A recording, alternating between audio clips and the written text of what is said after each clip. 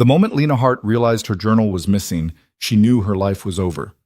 Not because it contained secrets worth selling.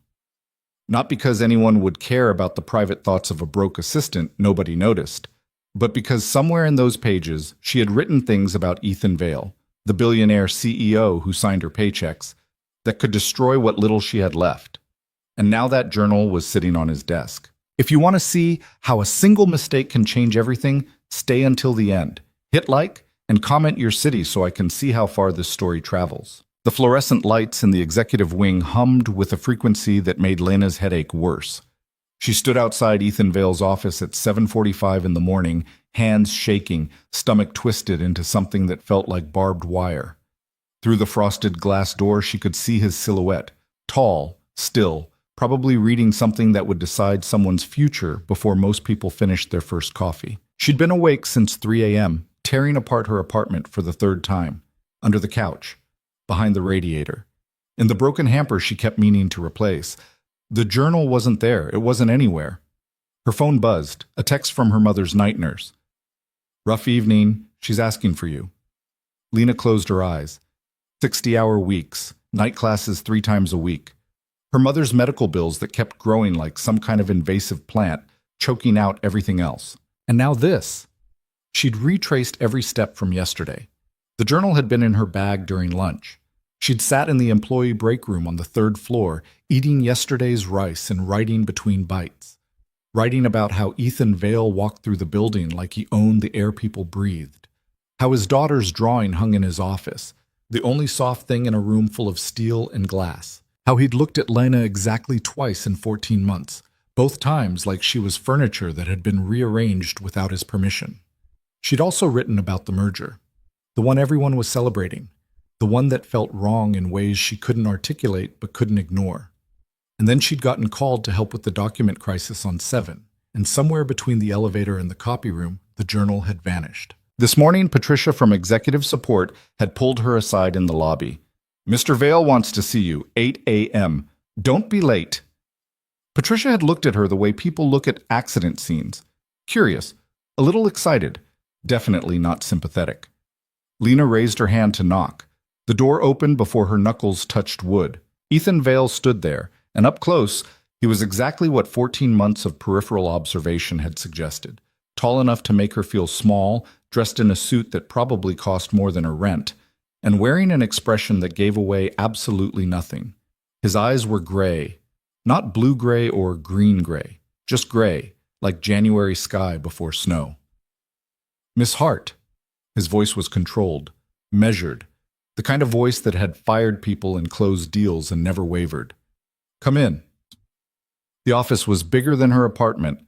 Floor-to-ceiling windows overlooked the city, turning morning traffic into abstract art. His desk was obscenely organized. Laptop, phone, one folder, one pen. And there, next to his keyboard, her journal. The worn leather cover looked alien in this space. Too human, too used. Lena's throat closed. Ethan gestured to a chair. She sat because her knees weren't offering alternatives.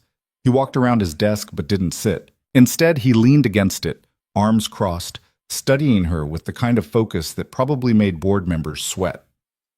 "I need to start," he said, with an apology. That wasn't what she'd expected. She'd expected termination, public humiliation, maybe legal action, though she couldn't figure out for what. "I read parts of your journal." He said it like he was reporting quarterly earnings. Factual, unemotional. "It was brought to my office yesterday afternoon by someone who thought I should see what one of my employees was writing about me." The blood drained from Lena's face. "I can explain." "Don't." He held up one hand. "Let me finish." She closed her mouth. Her heart was doing something arrhythmic and painful. "What I did was a violation of your privacy. Inexcusable, regardless of how it arrived on my desk." He paused, and something shifted in his expression. Not quite human, but less robotic. "However, what I read presents a problem." Here it comes, Lena thought. Fired, blacklisted, maybe both. "You've noticed things about the Meridian merger that my own executive team hasn't mentioned. Or won't." He picked up the journal, flipped it open to a page marked with a sticky note. Lena recognized her own handwriting, the entry from 2 weeks ago. Quote, "The numbers look clean, but they feel staged, like someone dressed up a corpse and called it healthy. Who benefits if this goes through? Not us." Lena wanted to disappear, evaporate, cease existing. Ethan closed the journal. "I've had private investigators digging into Meridian for 6 weeks.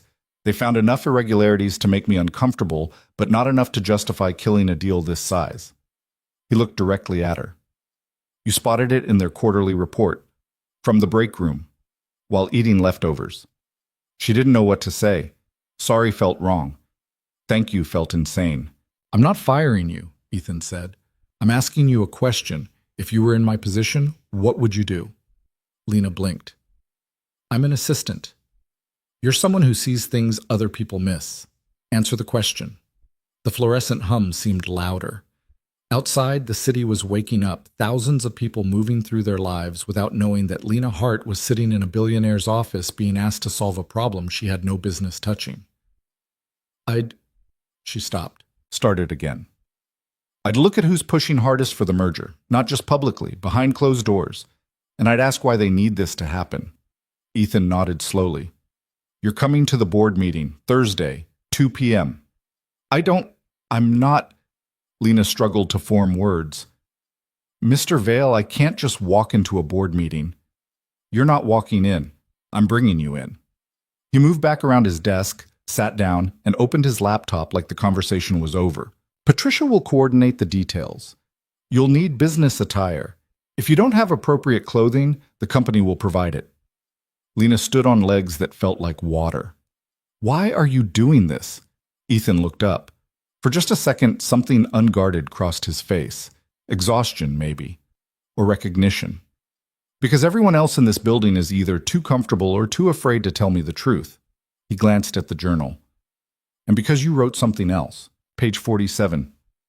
His daughter drew him with a smile. I've never seen him smile. Maybe he saves them for her. Maybe that's the only place he has left that isn't a transaction. Lena's face burned. "You see people, Miss Hart. Not positions, not net worth, people." Ethan's expression reset to neutral. "I need someone who can do that in a room where everyone else stopped years ago. Thursday, 2 p.m. Don't be late." She left his office in a daze, journal tucked under her arm like evidence. Patricia was waiting by the elevators, perfectly styled, perfectly skeptical. "So," Patricia said, "you survived." "I don't understand what just happened." "Join the club." Patricia handed her a folder. "Building access upgrade, meeting schedule, and a voucher for Nordstrom. Apparently you're going shopping on the company dime. Must be nice." The tone was knife-sharp. Lena took the folder without responding. The elevator doors opened. She stepped inside, and as they closed, she caught Patricia pulling out her phone, already texting someone. The next 3 days moved like weather systems, slow, then all at once. Lena used the voucher Tuesday morning before class, feeling like an imposter in a department store where salespeople sized you up by your shoes. She walked out with 2 blazers, 3 blouses, and a pair of pants that actually fit. The total made her physically ill, but the receipt said corporate account, so she tried not to think about it. Her mother noticed the shopping bag. "What's this?" "Work thing." Lena hung the clothes in the tiny closet they shared. "Just a meeting?" Her mother's hands shook as she tried to hold her water glass. Parkinson's had taken so much already. Independence, coordination. Soon it would take more. "You look worried," her mother said. "I'm fine." "Lena." She sat on the edge of the bed. "They're putting me in a board meeting. I don't know why. I don't know what I'm supposed to do, and I'm scared I'm going to mess it up." Her mother set down the glass. "Your father used to say the most dangerous person in any room is the one who has nothing left to lose." She smiled, tired but fierce. "You've been surviving on scraps and willpower for 2 years. These people have no idea what you're capable of." Wednesday night, Lena couldn't sleep. She reviewed everything she'd written about Meridian, the revenue projections that jumped at convenient times, the executive turnover that got buried in footnotes, the pension fund that had been restructured right before the merger announcement. At midnight, she opened her laptop and started digging. Public records, LinkedIn profiles, news archives. By 3 a.m., she had names. By 5 a.m., she had patterns. When her alarm went off at 6:30, she'd been awake for 27 hours. Thursday arrived like a sentencing. Lena put on the new blazer. It fit like armor she didn't know how to wear. She looked at herself in the bathroom mirror. Same face, same exhaustion, different costume. Her phone buzzed. Ethan. Conference room B, 145. We'll go over the agenda before they arrive. She took the subway to work, surrounded by people who had no idea that her entire life was about to change, or implode, or both. The office building looked different today. Taller, more hostile. Patricia was at her desk, typing with aggressive precision. He's waiting for you. Conference room B was smaller than Ethan's office, but still bigger than anywhere Lena belonged. He was standing by the window, reading something on his phone. He looked up when she entered. Good, you're early. He gestured to the table where a folder waited. Here's what you need to know. 12 board members. 8 of them want this merger because their bonuses depend on it. 3 are undecided. 1 actively opposes it but won't say so publicly. Lena opened the folder. Faces, names, titles that sounded made up. Chief Strategy Officer, Executive Vice President of Corporate Development. Your job, Ethan continued, is not to convince them. It's to ask questions they can't answer cleanly, make them defend positions they've gotten comfortable assuming no one will challenge. And if they dismiss me, they will. He said it with certainty. You're young, female. You don't have an MBA or a pedigree. They'll try to talk over you, around you, through you. He met her eyes. Don't let them. At 2 p.m., the board members arrived like weather fronts. Expensive suits, firm handshakes, eyes that cataloged Lena and dismissed her in the same glance.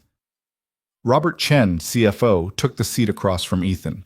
Silver hair, perfect posture, the kind of confidence that came from 30 years of being right. Next to him, Margaret Fisk, General Counsel, arranged her tablet and legal pad with surgical precision. Down the line, David Torres, VP of Operations. Linda Kramer, Chief Marketing Officer. Names and titles Lena had only seen on internal emails. And then Gregory Nash walked in. He was older than the others, 60-something, with the kind of face that had smiled through every corporate disaster and walked away richer. Executive Chairman, the man who'd founded this company with Ethan's father 25 years ago. He looked at Lena like she was a typo.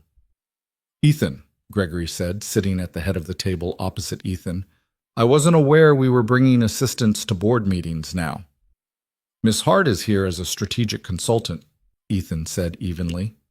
Robert Chen raised an eyebrow. Strategic consultant. With what credentials? The kind you can't get from Yale. Ethan opened his laptop. Let's begin. The first 30 minutes were theater, PowerPoint slides about synergies and market penetration and projected growth.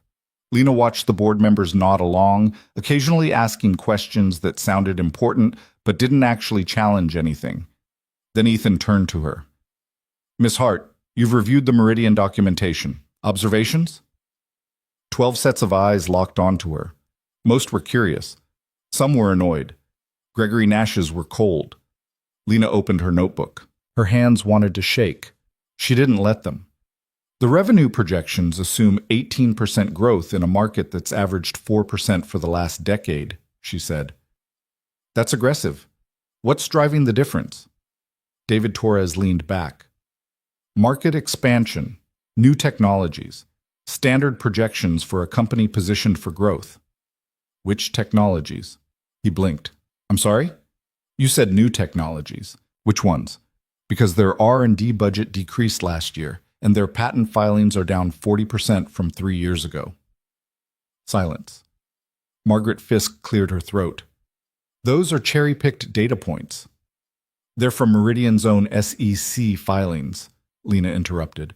Page 63 and page 98, respectively. Robert Chen's jaw tightened. Miss Hart, I appreciate your enthusiasm, but financial analysis requires understanding context. Then help me understand the context of their pension fund restructuring. Lena pulled out a printed page. 6 months ago, Meridian moved employee pensions into a separate entity. 3 weeks later, they announced this merger. Why separate the pensions first unless you're planning to leave them behind? The room temperature dropped 10 degrees. That's a standard corporate reorganization, Robert said, but his voice had an edge now. Standard for what? Protecting employees or protecting executives? Gregory Nash set down his pen. Mr. Vale, what exactly is the point of this exercise? Ethan didn't look away from Lena. Continue. She took a breath. Someone benefits from this merger happening quickly. Not us. Not long term. So who? I pulled executive compensation data. If this deal closes, 5 Meridian executives get golden parachutes worth a combined $90 million. Meanwhile, their employees get folded into our structure, and based on the integration plan, we're looking at layoffs within 6 months. Integration always involves restructuring, Linda Kramer said. That's not news. But who chose which positions to cut? Lena looked around the table. Because the list I saw eliminates redundancies in operations and support staff, but keeps double coverage in executive management. We're cutting people who do the work and keeping people who sit in meetings. Robert Chen stood up. This is absurd. We're taking strategic advice from someone who, reads documents in her spare time. Ethan, this is beneath the dignity of this board. Sit down, Robert, Ethan said quietly. I will not sit down. Robert sat, but his face had gone red. Gregory Nash studied Lena with new attention. You make interesting points, Miss Hart. Incomplete, but interesting. However, this deal has been vetted by our entire executive team, our legal department, and our financial advisors. Are you suggesting they're all wrong? I'm suggesting someone isn't telling the whole truth, Lena said, and I think you should ask why. The meeting dissolved into arguments after that, voices overlapping, people defending positions. Ethan mostly watched, occasionally interjecting with questions that made people angrier. At 4:15, Gregory called for a recess. The board members filed out, several of them shooting looks at Lena that ranged from annoyed to hostile. Robert Chen stopped by Ethan's chair. This was a mistake, he said quietly. Bringing her here, making a spectacle. You're undermining your own leadership. Am I? Ethan met his gaze. Or am I asking questions you don't want answered? Robert walked out without responding. Lena stood by the window, trying to process what had just happened. Her heart was still racing. Her hands were finally shaking now that no one was looking. You did well, Ethan said behind her. I made people angry. You made them uncomfortable. There's a difference. He came to stand beside her. They'll push back. Harder than this. Are you prepared for that? I don't know. Honest answer. He almost smiled. Almost. Go home. Get some sleep. Tomorrow will be worse. Lena gathered her notes. At the door, she turned back. Why do you trust me? Ethan looked out at the city. Because you're the first person in 5 years who's asked questions without wanting something in return. She left him standing there, silhouetted against the skyline like a figure in a painting. Distant, alone, unreachable. On the subway home, Lena's phone wouldn't stop buzzing. Texts from people she barely knew. Colleagues she'd never spoken to. The grapevine had already spread the news. The assistant who'd crashed a board meeting and challenged the CFO. One text stood out.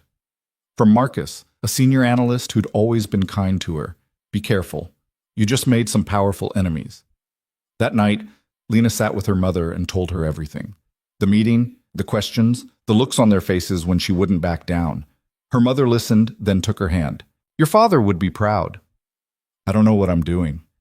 No one ever does. We just decide what we're willing to fight for. Lena thought about that later, lying awake at 2 a.m. What was she willing to fight for? The job she needed to pay bills?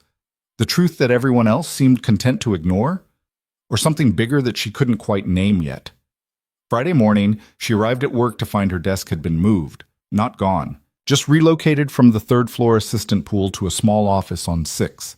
It had a door, a window, her name on a placard that looked temporary. Patricia appeared in the doorway.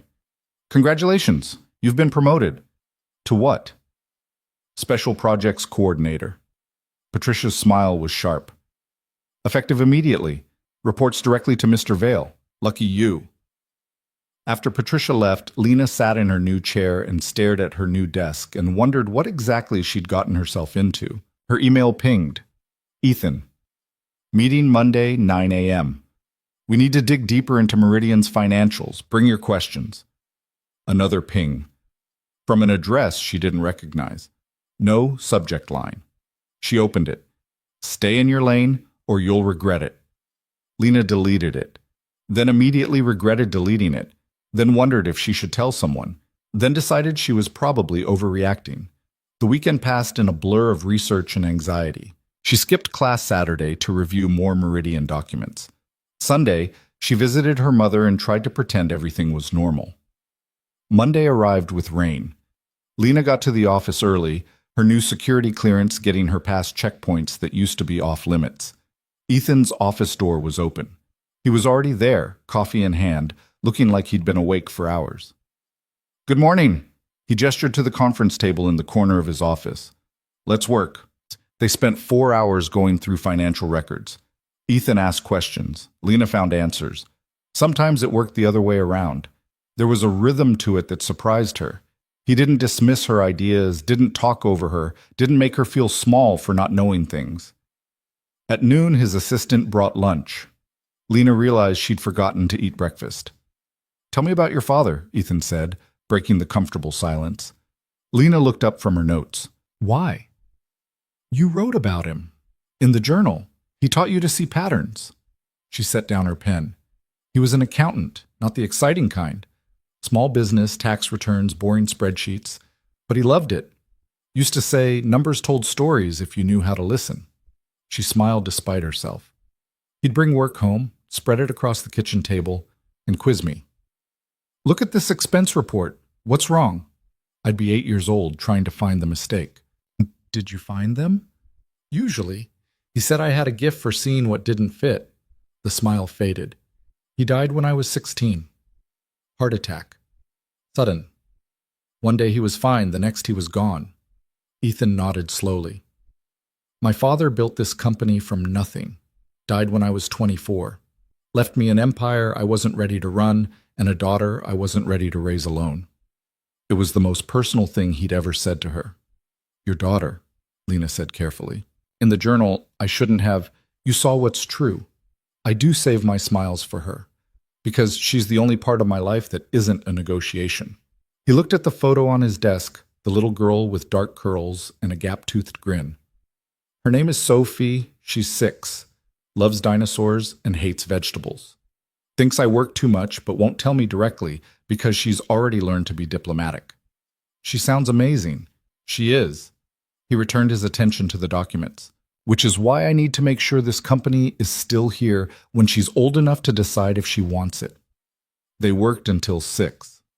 When Lena finally stood to leave, her back ached and her eyes burned.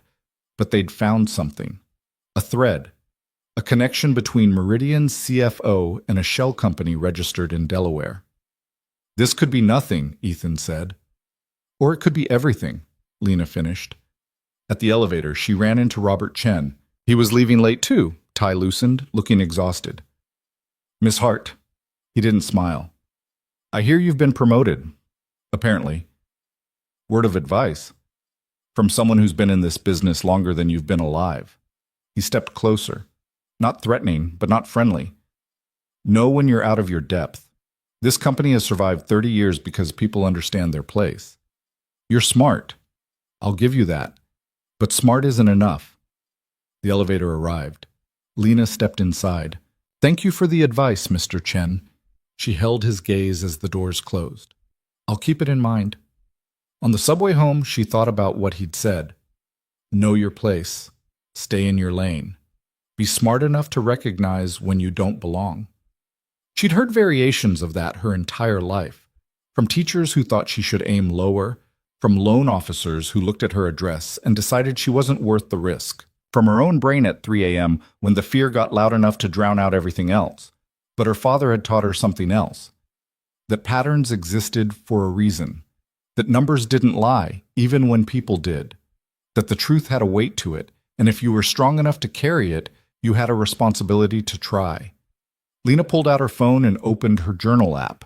She'd started keeping a digital version after the original had been compromised. Safer, more private. She wrote, "Day 5 of whatever this is. Made an enemy today. Maybe several. Don't know if I'm brave or stupid, probably both. But I'm not backing down. Not yet. Not while there's still more to find. She sent it to herself as a reminder. Then she put her phone away and watched the city blur past the subway windows, wondering how much longer she could keep this up before something broke. The answer came sooner than she expected. Tuesday morning brought fog thick enough to erase the skyline. Lena stood at her new office window, watching the city disappear into gray, and thought about how quickly things could vanish. Visibility, certainty, the illusion of safety. Her phone buzzed. Ethan, conference room, now. She grabbed her laptop and the folder she'd been building on Meridian's shell company connections.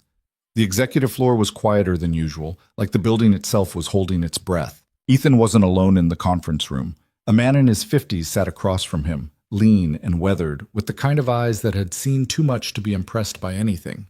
He wore jeans and a blazer that had seen better years. "Miss Hart, this is James Porter, private investigator." Ethan gestured to an empty chair. "James? Lena Hart. She's the one who found the Delaware connection." James looked at her with the flat assessment of someone who sized people up for a living. The assistant. "Not anymore," Lena said, sitting down. That earned something that might have been a smile. "Fair enough. Let me show you what I found." He opened his laptop and turned it so they could both see. Bank records, wire transfers, a web of transactions that looked random until James started connecting them. "Your CFO, Robert Chen, has been moving money through 3 different entities for the past 18 months, James said, clicking through documents. Small amounts. Nothing that would trigger automatic flags. But consistent. Every 2 weeks, like clockwork. To where? Lena leaned closer.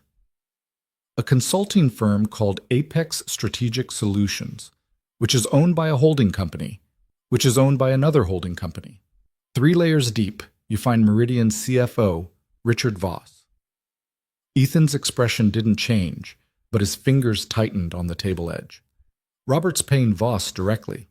Has been for over a year. Started before merger talks even began. James pulled up another file. And Voss is returning the favor. See this? Meridian hired Chen's nephew last year. Gave him a VP title and a salary that would make your head spin. Kid's 28, has an art history degree, and somehow he's executive vice president of strategic initiatives. Lena felt something cold settle in her stomach. They're buying each other's support. More than that, they're building a network. James scrolled through more records. I found 6 other executives across both companies with similar arrangements. Money moving in circles. Jobs for relatives. Consulting contracts that don't actually produce anything. How much are we talking about? Ethan asked. Conservatively? 15 million so far, but if this merger goes through, the real payday comes after. Voss gets his golden parachute, Chen gets kickbacks, and everyone in the network gets bonuses structured to look legitimate.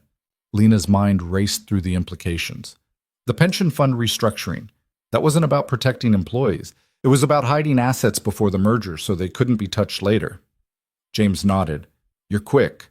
Yeah, that's exactly what it looks like. They restructured the pensions into a separate entity, then underfunded it.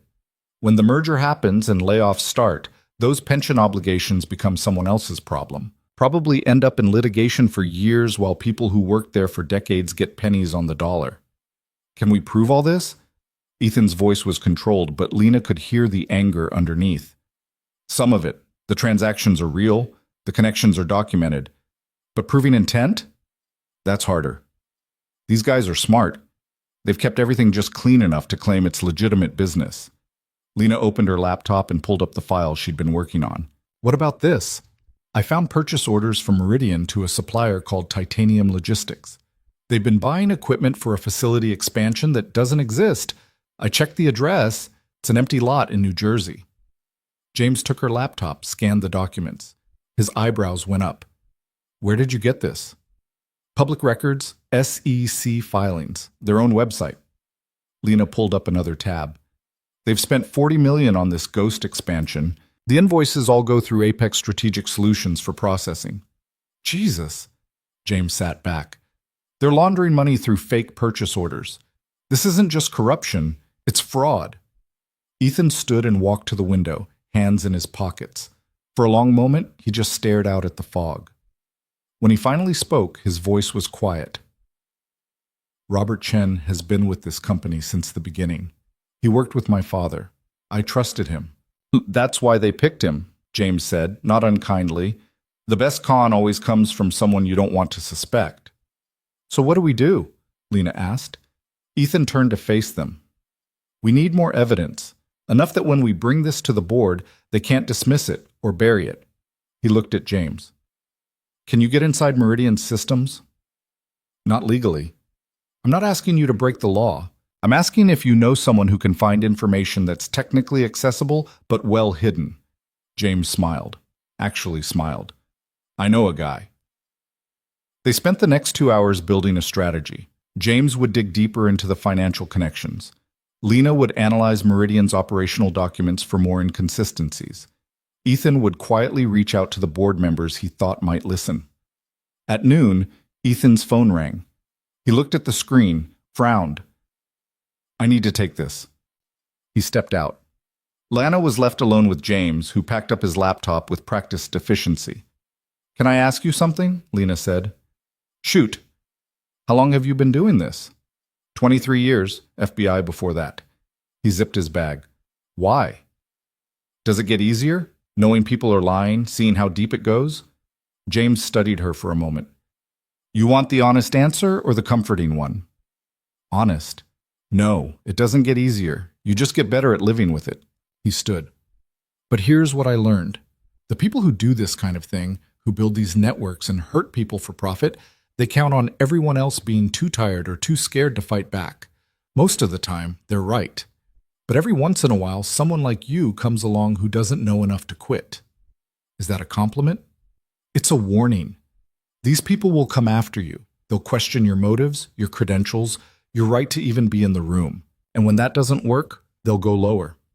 Lena thought about the threatening email. She hadn't told anyone about it yet. James seemed to read her mind. If you're getting threats, document everything. Don't engage, don't delete, just save it all.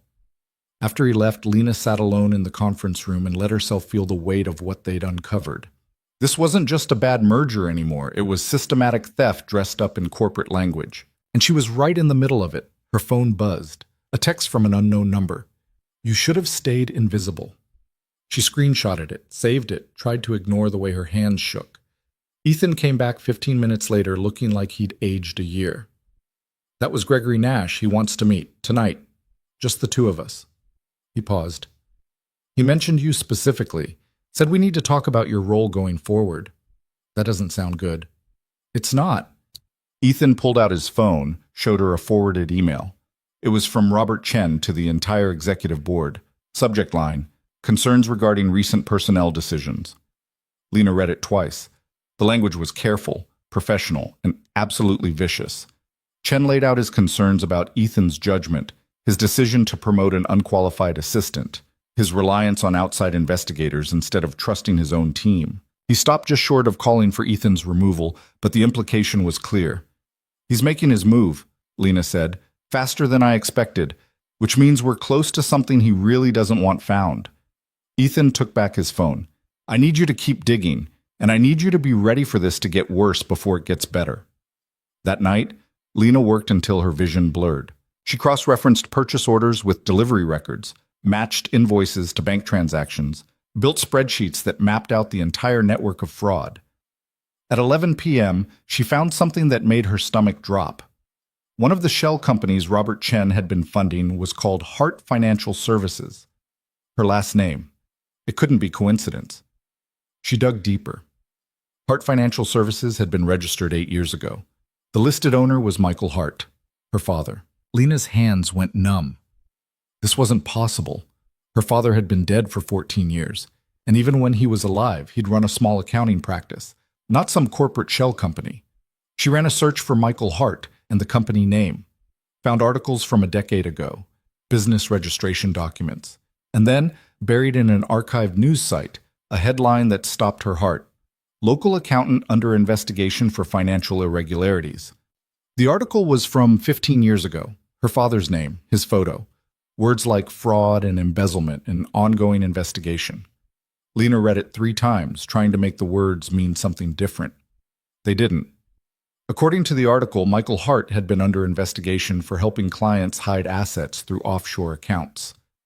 The investigation had been dropped after his death. Inconclusive, no charges filed. But the shadow remained, and someone had kept his company registration alive, using it for purposes her father never could have imagined. Or had he? Lena closed her laptop before she threw it across the room. She sat in the dark office, trying to breathe, trying to think. Everything she thought she knew about her father was dissolving into questions she'd never wanted to ask. Her phone rang. Ethan. "I just sent you something," he said without preamble. "Look at it now." She opened her email. A scanned document, old, faded, but readable. A contract between Robert Chen and Michael Hart, dated 16 years ago. "Where did you get this?" Her voice sounded distant. "James found it in archived records." "Lena, I'm sorry, but you need to see it." The contract outlined consulting services, financial planning, asset protection strategies. It was vague enough to be meaningless, specific enough to be damning. "My father worked for Chen," Lena said. "It looks that way. And Chen's been using his company as part of this network. That's my guess. I don't know if your father was involved in anything illegal, but Chen clearly kept the infrastructure he built." Lena felt something crack inside her chest. Why wouldn't my mother have told me? Maybe she didn't know. Or maybe she was protecting you. From what? The truth that my father might have been a criminal? Ethan was quiet for a moment. "I can pull you off this investigation. No questions asked. You've already done more than—" "No." Lena surprised herself with how quickly she said it. "No. If my father was part of this, I need to know. And if Chen's been using his name to hide corruption, I want to be the one who stops it." "Are you sure?" She wasn't. But she said, "Yes." After they hung up, Lena sat in the dark and let herself cry. Not for long, just enough to release some of the pressure building behind her ribs. Then she wiped her face, opened her laptop again, and got back to work. If her father had made mistakes, she couldn't fix them. But she could make sure they didn't keep hurting people. The next morning, Lena arrived at work to find her office had been vandalized. Not destroyed, just disturbed. Papers scattered, desk drawers open. Her computer still there, but clearly searched. Security was already investigating when she walked in. The guard, an older man named Tommy, who'd always been kind to her, looked apologetic. "Cameras were down in this section last night. 3-hour window. We're checking badge access, but so far nothing." "What were they looking for?" Lena asked, even though she already knew. "That's what we're trying to figure out." Ethan appeared in her doorway, took one look at the mess, and his expression went cold. "Everyone out." Security left. Ethan closed the door. "Tell me you backed everything up," he said. "Cloud storage, updated every hour." "Good. Pack what you need. You're working from my office until we resolve this." "That's going to make people talk." "They're already talking. At least in my office, I can keep you safe." Working from Ethan's office was strange. He had a second desk set up in the corner, usually unused, with its own monitor and phone line. Lena set up there while he worked at his main desk, and for hours they existed in the same space with surprising ease. Around 3 p.m., his daughter called. Lena couldn't hear the other side of the conversation, but she watched Ethan's entire demeanor shift. His voice got softer, his shoulders relaxed. He smiled, actually smiled, and for a moment he looked like a different person. "I know, sweetheart. I'm sorry I missed breakfast again." He listened. "Dinosaurs are definitely cooler than sharks. You're absolutely right." More listening. "I promise I'll be home for dinner. Yes, really promise. Love you too." He hung up and caught Lena watching him. "Sorry," she said. "I didn't mean to eavesdrop." "It's fine. She calls every day around this time. Make sure I remember there's a world outside this building." He looked at the photo on his desk. Her mother died when she was 2. Car accident. Sudden, like your father. One day we were a family. The next day I was a single father running a company I barely understood. Lena didn't know what to say to that. "I tell you this," Ethan continued, "because I want you to understand something. The people we're fighting, they don't care about families or legacies or the damage they leave behind. They care about money and power and protecting themselves. Robert Chen worked with my father for 20 years, sat at our dinner table, held my daughter at her christening, and now he's trying to destroy everything my father built." "We'll stop him," Lena said. "Will we?" Because right now all we have is evidence that makes us look paranoid and a board that's already questioning my judgment. Then we get more evidence, enough that they can't ignore it. Ethan studied her. You really don't quit, do you? I can't afford to. That evening, James called with an update. His contact had found emails. Internal communications between Chen and Voss discussing the merger timeline, the pension restructuring, and specific board members they needed to bring on board. The language was coded, but clear enough. Can we use these in court? Ethan asked, phone on speaker. If we can authenticate them, yeah, but that's the problem. My contact obtained them through methods that wouldn't survive legal scrutiny. So we have proof we can't use. Not in court, but you could use them to pressure Chen. Show him we know what he's doing. See if he'll deal. Ethan shook his head. Chen won't deal. He'll double down. It's what he's always done. Then we need someone on the inside, Lena said. Someone in the network who's scared enough to flip. James made a sound of approval. She's right. Find the weakest link. Apply pressure. See who breaks. After the call ended, they made a list of everyone connected to the scheme. 12 names. Lena studied them, trying to find the vulnerability. Margaret Fisk, she said finally, General Counsel. She's been with the company 15 years, no complaints, solid reputation. But look, she turned her laptop so Ethan could see. Her daughter just started college. Expensive college. And 6 months ago, Margaret got a consulting contract worth $200,000 from one of Chen's shell companies. You think she took the money for her daughter's tuition? I think she made a choice she regrets. And if we approach her right, she might make a different one. Ethan considered this. If we're wrong, she'll go straight to Chen. And if we're right, we get a witness. He looked at her with something that might have been admiration. When did you get so good at this? I'm not. I'm just scared enough to try anything. They decided to approach Margaret the next day. Quietly. Ethan would arrange a private meeting, just the three of them, off company property. That night, Lena went home and found her mother waiting up, worry carved into every line of her face. I got a call today, her mother said, from someone who said they were concerned about you, about the pressure you're under at work. Lena's blood went cold. Who? He didn't give his name, just said you were getting involved in things beyond your understanding, and it would be a shame if something happened to you because of it. Mom, is it true? Are you in danger? Lena sat down beside her. She wanted to lie, to say everything was fine, but her mother deserved better than that.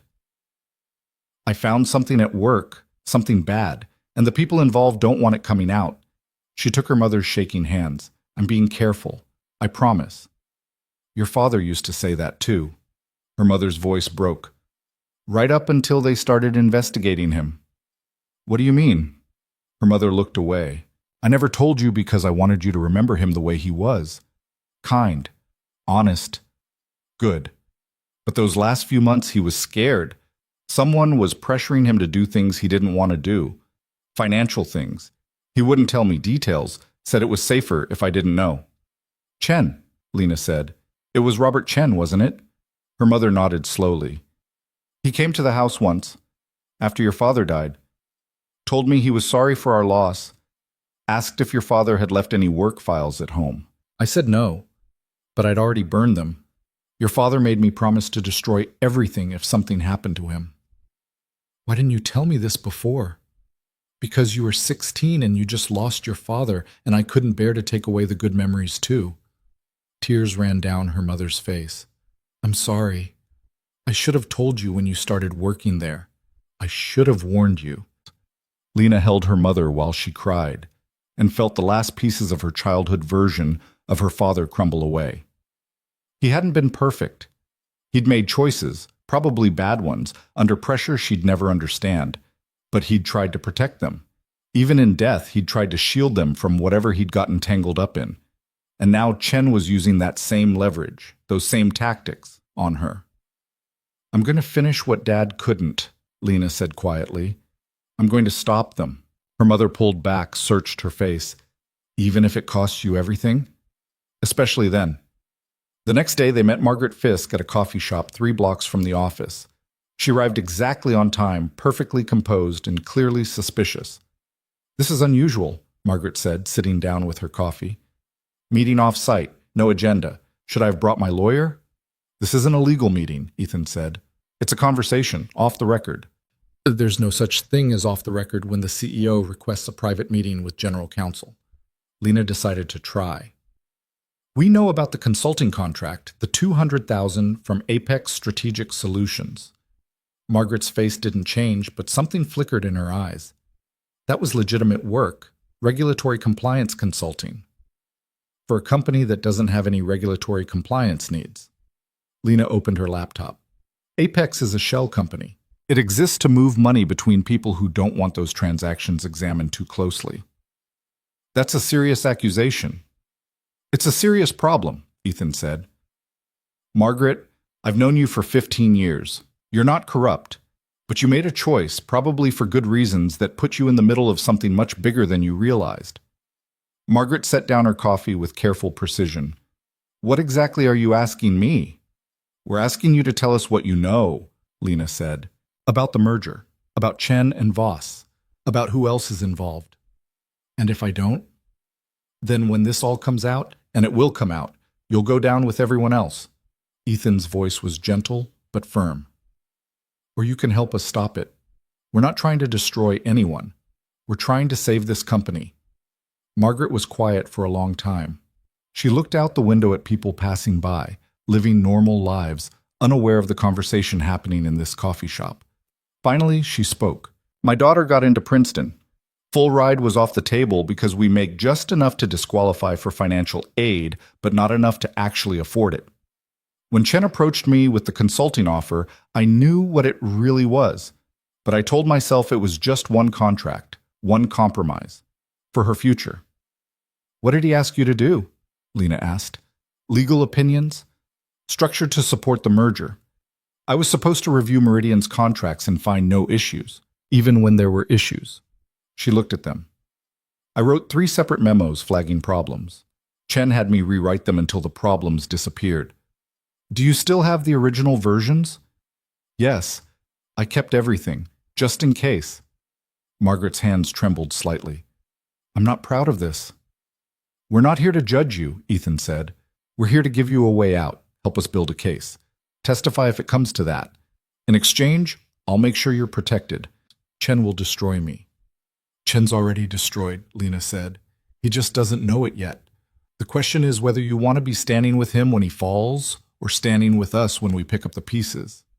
Margaret closed her eyes. When she opened them again, she looked exhausted but resolved. What do you need? They spent 2 hours in that coffee shop while Margaret outlined everything. The network of executives, the coded language they used in emails, the board members who were actively complicit versus those who were just willfully ignorant. By the end, Lena had filled 12 pages of notes. When they finally left, Margaret stopped at the door. I keep thinking about all the people who'll lose their jobs when this merger goes through. The pensions that'll disappear. I told myself it wasn't my fault, wasn't my responsibility to stop it, but it was. And I didn't. You are now, Ethan said. That counts for something. Back at the office, Lena and Ethan compiled everything they had. The financial records, James's investigation, Margaret's testimony. It was almost enough. Almost. We need to move soon, Ethan said. Chen knows we're digging. The break-in, the threats. He's getting desperate. How desperate?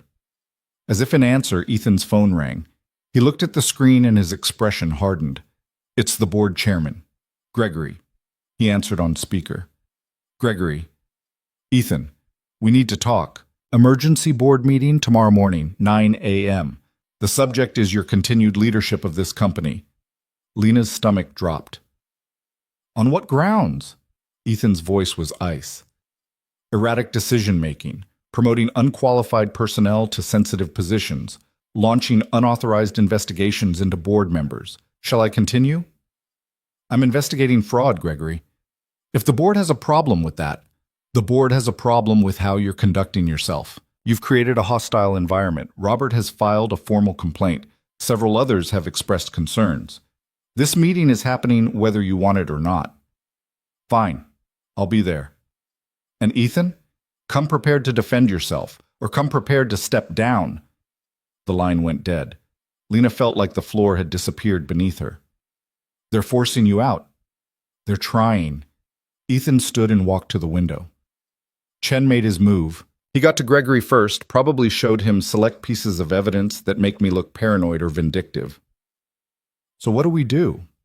He turned to face her. We go to that meeting with everything we have, all of it, and we force them to choose between protecting Chen or protecting this company. And if they choose Chen, then we both lose our jobs and hope the evidence eventually finds its way to the right authorities. He almost smiled. Not the outcome I was hoping for. Me neither. They worked through the night, building the case they'd present to the board. Every document organized, every connection mapped, every piece of evidence ready to deploy. Lena's eyes burned and her head ached, but she kept going because stopping meant thinking about what would happen if they failed. At 4 a.m., Ethan made coffee. They drank it in silence, watching the city wake up through the windows. Can I ask you something? Lena said. Of course. Why are you risking everything for this? You could walk away, sell the company, spend time with your daughter, live whatever life you want. Ethan was quiet for a moment. My father built this company because he believed businesses could do good in the world. Not just make money, but actually create value for people. Employees, customers, communities. He was probably naive, but he meant it. He looked at her. When he died, I inherited that belief along with everything else. I'm not always good at it. I make mistakes. I prioritize wrong. But I can't walk away knowing Chen and people like him are using what my father built to hurt people. Your father would be proud of you. Maybe. Or maybe he'd tell me I'm being stubborn and stupid. He smiled slightly. Probably both. At 8:30, they gathered their materials and headed to the boardroom. Lena's hands were steady now. Fear had burned through to something else. Determination, maybe. Or just the understanding that there was no going back. The board members were already assembled when they arrived. 12 faces, most of them hostile or carefully neutral. Robert Chen sat next to Gregory Nash, looking confident and calm. Margaret Fisk sat at the far end of the table, refusing to meet anyone's eyes. Gregory called the meeting to order. We're here to discuss serious concerns that have been raised about Ethan Vale's leadership. Robert, you have the floor. Chen stood. He had a folder in front of him, organized and professional. Thank you, Gregory. What I'm about to present is difficult for me personally. Ethan and I have worked together for years, but I have a responsibility to this company and its shareholders that supersedes personal relationships. He began laying out his case. Ethan's decision to promote Lena without proper vetting, his hiring of outside investigators to look into board members, his creation of a hostile work environment based on unfounded conspiracy theories. Every point was delivered calmly, backed by carefully selected evidence that made Ethan look either paranoid or unstable. Lena watched the board members' faces. Some were convinced. Others were still deciding. When Chen finished, Gregory turned to Ethan. Your response? Ethan stood. Everything Robert just told you is technically true and completely misleading. Yes, I promoted Miss Hart because she identified fraud that our entire executive team missed or ignored. Yes, I hired investigators because I had evidence of corruption and needed to verify it. And yes, I've created tension because some people in this room are actively stealing from this company. The room erupted, voices overlapping, people demanding proof, Chen calling for order. Gregory slammed his hand on the table. Enough. Ethan, if you're accusing board members of criminal activity, you better have evidence. I do. Ethan nodded to Lena. She stood and connected her laptop to the conference room display. Her hands didn't shake. She'd practiced this too many times to mess it up now. The first slide showed the network of shell companies, names, connections, money flows. She walked them through it step by step. Apex Strategic Solutions, the fake purchase orders, the pension restructuring, every piece of the fraud laid out in clear, undeniable detail. This isn't speculation, Lena said. These are bank records, SEC filings, contracts signed by people in this room. She pulled up the emails James had found. Coded language made explicit through context. Chen and Voss discussing timeline. Margaret suppressed legal memos. The whole ugly picture. Chen's face had gone red. Those emails are inadmissible. They were obtained illegally. We're not in court, Robert, Ethan said. This is a board meeting, and the question isn't whether we can convict you, it's whether you can explain any of this. Gregory stared at the screen. Is this real, Robert? It's taken out of context, misinterpreted. These are standard business arrangements. $200 million in fraudulent transactions is standard business. Lena pulled up another file. Or is it standard to threaten the families of people who ask questions? She displayed the threatening text she'd received, the call to her mother, the break-in at her office. The room had gone completely silent. Margaret Fisk stood up. Her voice shook but held. It's true. All of it. Robert approached me 8 months ago, offered me money in exchange for legal opinions that supported the merger regardless of actual legal risks. I accepted. I was wrong. But I'm not covering for this anymore. Chen turned on her. You have no idea what you've just done. I know exactly what I've done, Margaret said. I've stopped lying. Gregory looked like he'd aged 10 years in 10 minutes.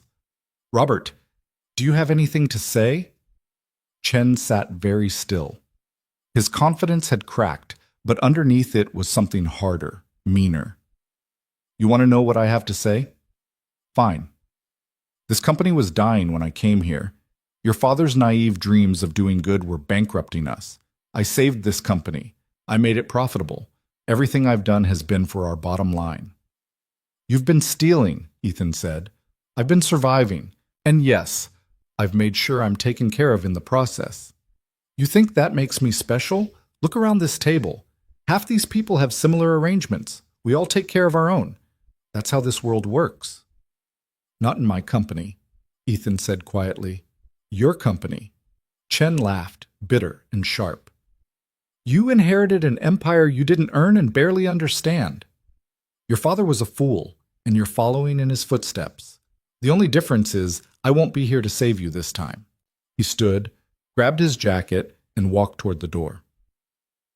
Robert, Gregory said, if you leave this room, it's over. Your career, your reputation, everything.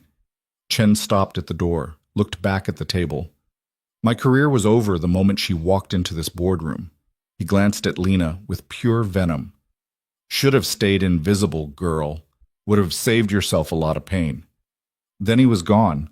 The silence he left behind was crushing. Finally, Gregory spoke. We need legal counsel, immediately, and we need to contain this before it becomes public. No, Ethan said. We're not containing anything. We're reporting it. To the SEC. To the authorities. To anyone who needs to know. This company is going to survive this by being honest about what happened, not by hiding it. One of the other board members, David Torres, cleared his throat. That's suicide. The stock will tank. Shareholders will revolt. Maybe. Or maybe they'll see a company that found corruption and dealt with it instead of covering it up. Ethan looked around the table. My father built this company on integrity. Chen tried to turn it into something else. We're taking it back. Everyone who was involved in this scheme has until the end of the day to resign. Everyone else? We have work to do. The meeting broke up in chaos. Some board members left immediately.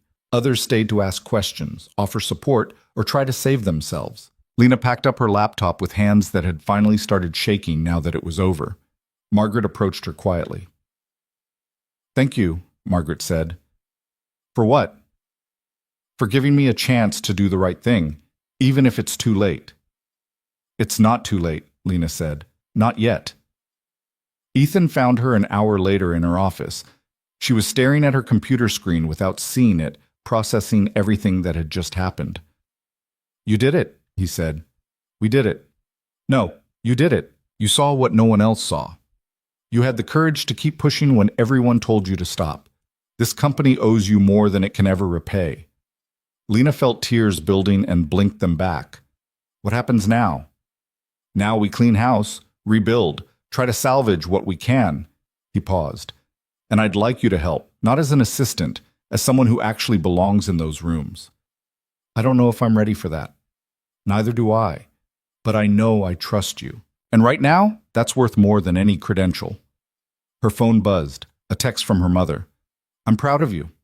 Lena looked up at Ethan, this man who'd started as a distant, intimidating figure and had become something else, an ally, maybe even a friend. Okay, she said, let's rebuild. Outside the window, the fog was finally lifting. The fog had lifted, but the storm was just beginning. By Friday afternoon, 3 more board members had resigned.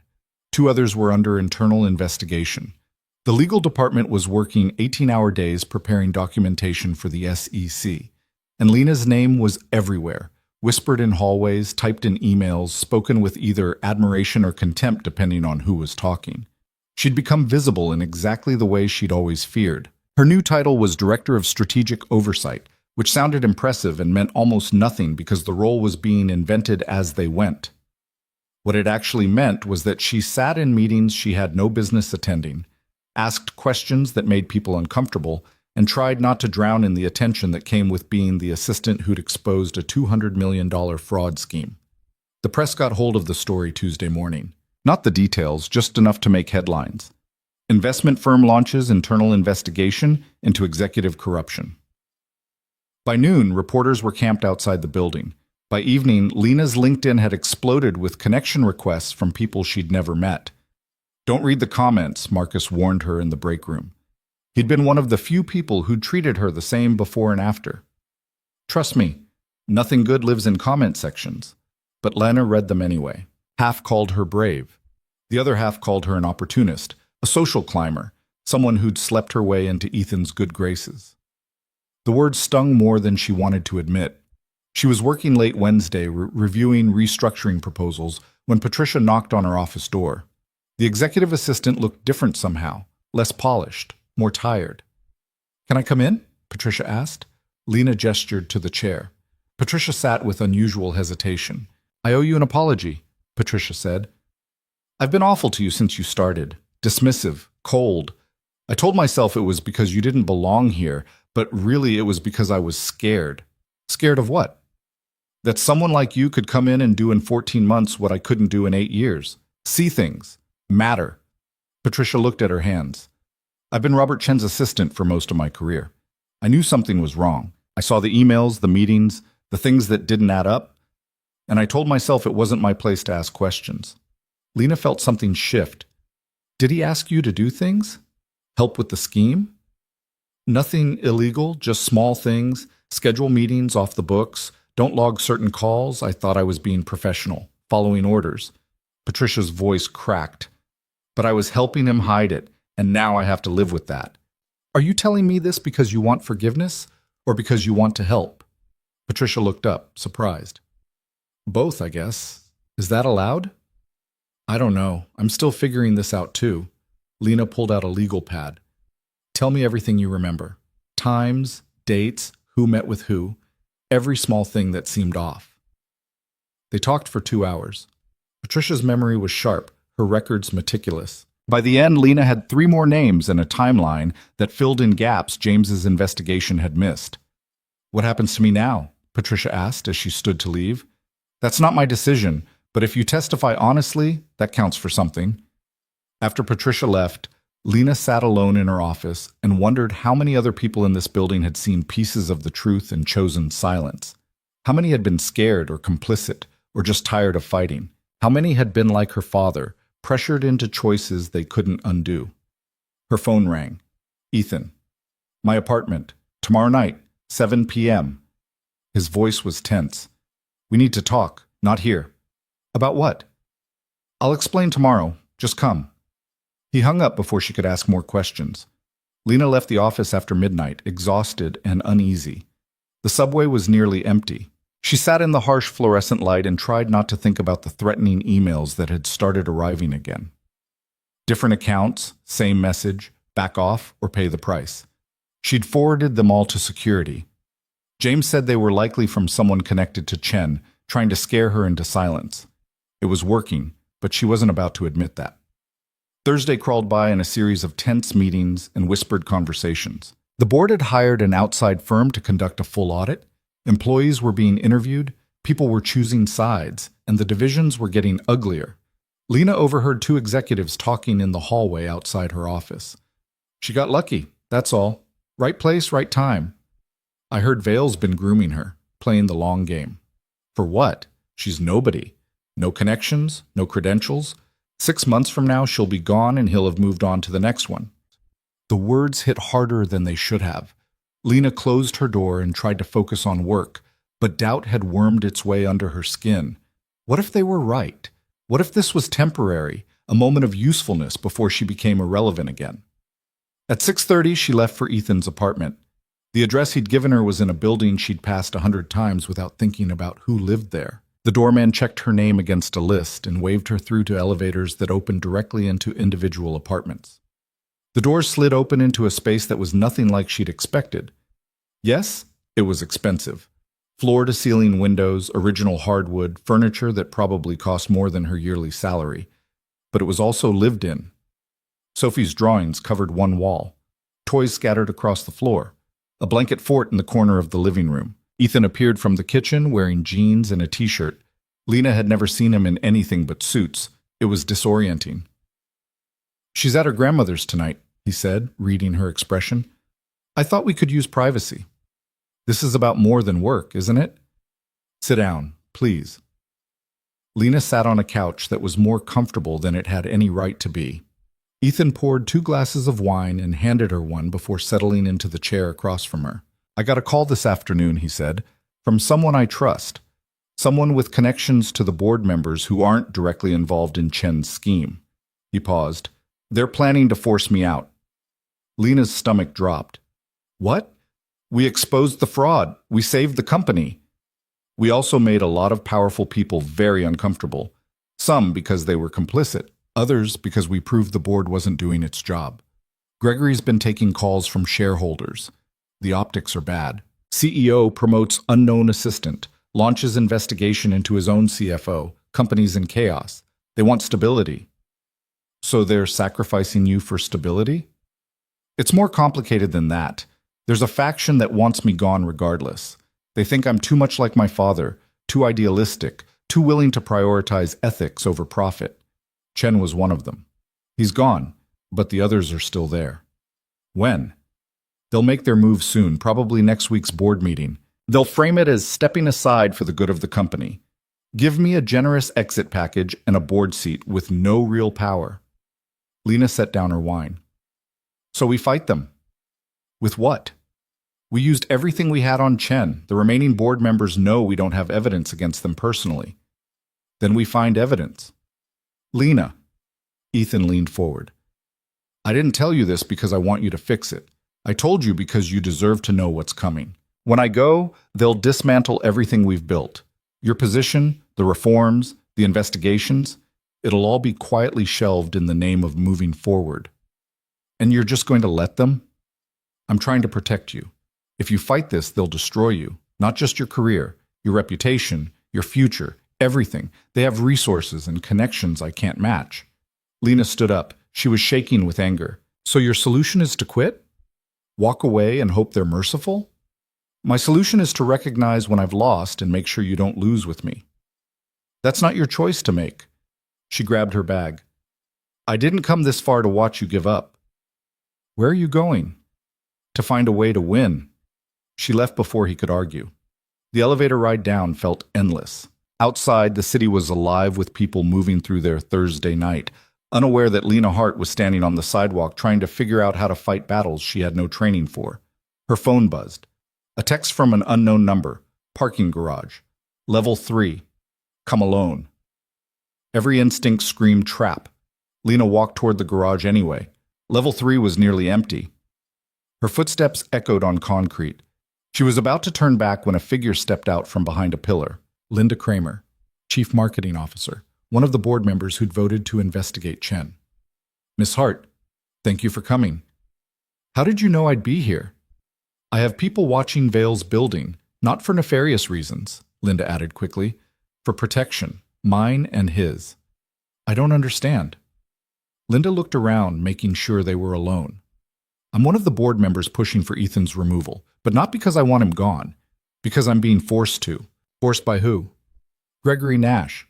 He's been systematically pressuring everyone who might support Ethan, threatening to expose past mistakes, calling in favors, making it clear that loyalty to Vale means career suicide."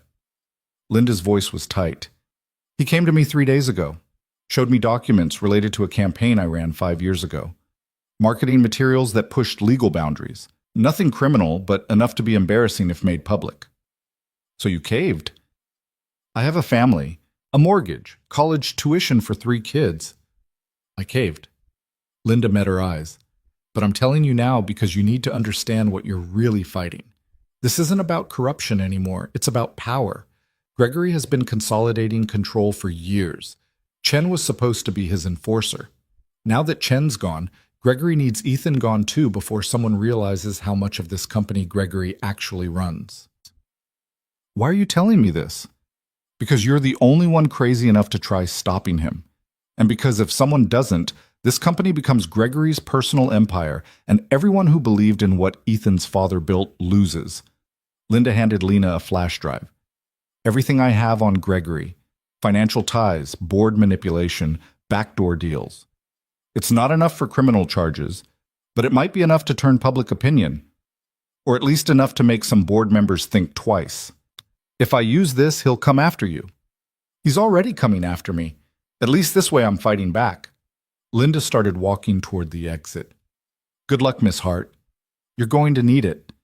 Lena stood alone in the parking garage, flash drive in hand, and felt the weight of what she'd gotten herself into. This wasn't about fraud anymore. It was about a power struggle at the highest levels of a company worth billions. And she was right in the middle. She went home and spent all night reviewing Linda's files. Gregory Nash's fingerprints were everywhere. Deals structured to benefit him personally. Board positions he'd maneuvered allies into. Financial arrangements that skirted ethics rules without quite breaking them. He'd been building his own empire inside Ethan's father's company for decades. At 3 a.m., Lena's mother found her still working at the kitchen table. You should sleep, her mother said. I can't, not yet. Her mother sat down across from her. Your father used to do this, stay up all night with his files, trying to find a way out of whatever Chen had him trapped in. She touched Lena's hand. He never found it. It killed him, I think. The stress, the fear, the impossible choices. I'm not Dad. No, you're stronger, but even strong people break if they carry too much. What am I supposed to do? Just give up? Let these people win? I'm saying you need to decide what you're actually fighting for. Is it justice? Revenge? Proving something to yourself? Her mother's eyes were sad and knowing. Because if you don't know why you're fighting, you won't know when to stop. Lena thought about that as dawn broke over the city. What was she fighting for? The truth? The company? Ethan? Or was she fighting because she'd spent her whole life being invisible, and this was finally her chance to matter? She didn't have an answer. Friday morning, she went to work with Linda's flash drive and a plan that was mostly hope and stubbornness. She needed to present this evidence to someone who could use it. Someone with authority and motivation to take on Gregory Nash. The problem was she didn't know who that someone was. She was still working through options when her office door burst open. 2 people she'd never seen before walked in, a man and woman in dark suits with badges clipped to their belts. Lena Hart? The woman said. Yes? I'm Agent Sarah Chen, FBI. This is Agent Mike Torres. We need to ask you some questions about Robert Chen and the Meridian merger fraud. Lena's mouth went dry. Should I have a lawyer? You're not under investigation. We just want information. Agent Chen sat down without being invited. You were instrumental in exposing the fraud. We'd like to understand how you discovered it. They spent 2 hours going over everything. Lena walked them through the journal, the initial suspicions, the investigation, the board meeting. She showed them documents, explained connections, laid out the entire scheme. Agent Torres took notes. This is good work. Better than good. How did you know where to look? My father taught me to see patterns, and I had access to documents most people ignore. Your father, Agent Chen said, pulling out a file. Michael Hart. He was under investigation 15 years ago for financial irregularities. Investigation was dropped after his death. Lena's chest tightened. I know. Did you know he was working with Robert Chen at the time? That Chen was the one who reported him to authorities. The room tilted. What? Agent Chen slid documents across the desk. Investigation reports. Interview transcripts. And there it was. Robert Chen's statement to federal investigators accusing Michael Hart of helping clients evade taxes through illegal offshore accounts. Your father was working for Chen, Agent Chen continued. When he refused to participate in a scheme Chen was running, Chen turned him in for earlier work they'd done together. Classic manipulation. Make someone complicit, then use that compliance as leverage. Lena couldn't breathe. Chen killed my father. Not directly, but the stress of the investigation, the knowledge that he was facing criminal charges that likely contributed to his heart attack. Agent Torres's voice was gentler. We think Chen's been using this playbook for decades. Find talented people, compromise them, control them. When they become liabilities, destroy them. Why are you telling me this? Because we think Gregory Nash is using the same playbook, and we think you're his next target. Agent Chen pulled out more documents. Photos of Lena leaving Ethan's apartment, transcripts of her emails, records of her financial transactions, every penny accounted for. Someone's building a file on you, Agent Chen said. Character assassination material. They're looking for anything they can twist. Your relationship with Ethan Vale, your rapid promotion, your access to confidential documents. They're preparing to destroy your credibility before you can threaten them further. Gregory, Lena said, that's our suspicion, but we can't prove it yet, which is why we need your help. Agent Torres leaned forward. Keep doing what you're doing. Gather evidence, build the case. But now you're doing it knowing we're backing you up. You want me to wear a wire? Nothing that dramatic. Just document everything. If Nash or his people approach you, record it. Legal in this state as long as one party consents. That's you. After they left, Lana sat in her office and tried to process everything. Chen had destroyed her father. Gregory was trying to destroy her. And the FBI was asking her to be their inside source in a case that could take down some of the most powerful people in the financial world. She called Ethan. We need to talk, now. They met in a conference room neither of them had used before. Lena told him everything, Linda's information, the FBI visit, the files being built against her. This is bigger than we thought, Ethan said when she finished. Gregory's not just trying to take control of the company. He's trying to eliminate anyone who might challenge him. You, me, anyone who knows too much. The FBI can protect you. I don't want protection. I want to stop him. Lena pulled up Linda's files on her laptop. Look at this. Gregory's been siphoning money from company accounts for years. Not huge amounts, nothing that triggers audits, but consistent. He's stolen maybe 20 million over the last decade. Ethan studied the documents. This is enough to force him out. If we present this to the board is terrified of him. Half of them owe him favors. The other half are too scared to act. Lena closed the laptop. We need to go public. Take this to the press, the shareholders, anyone who'll listen.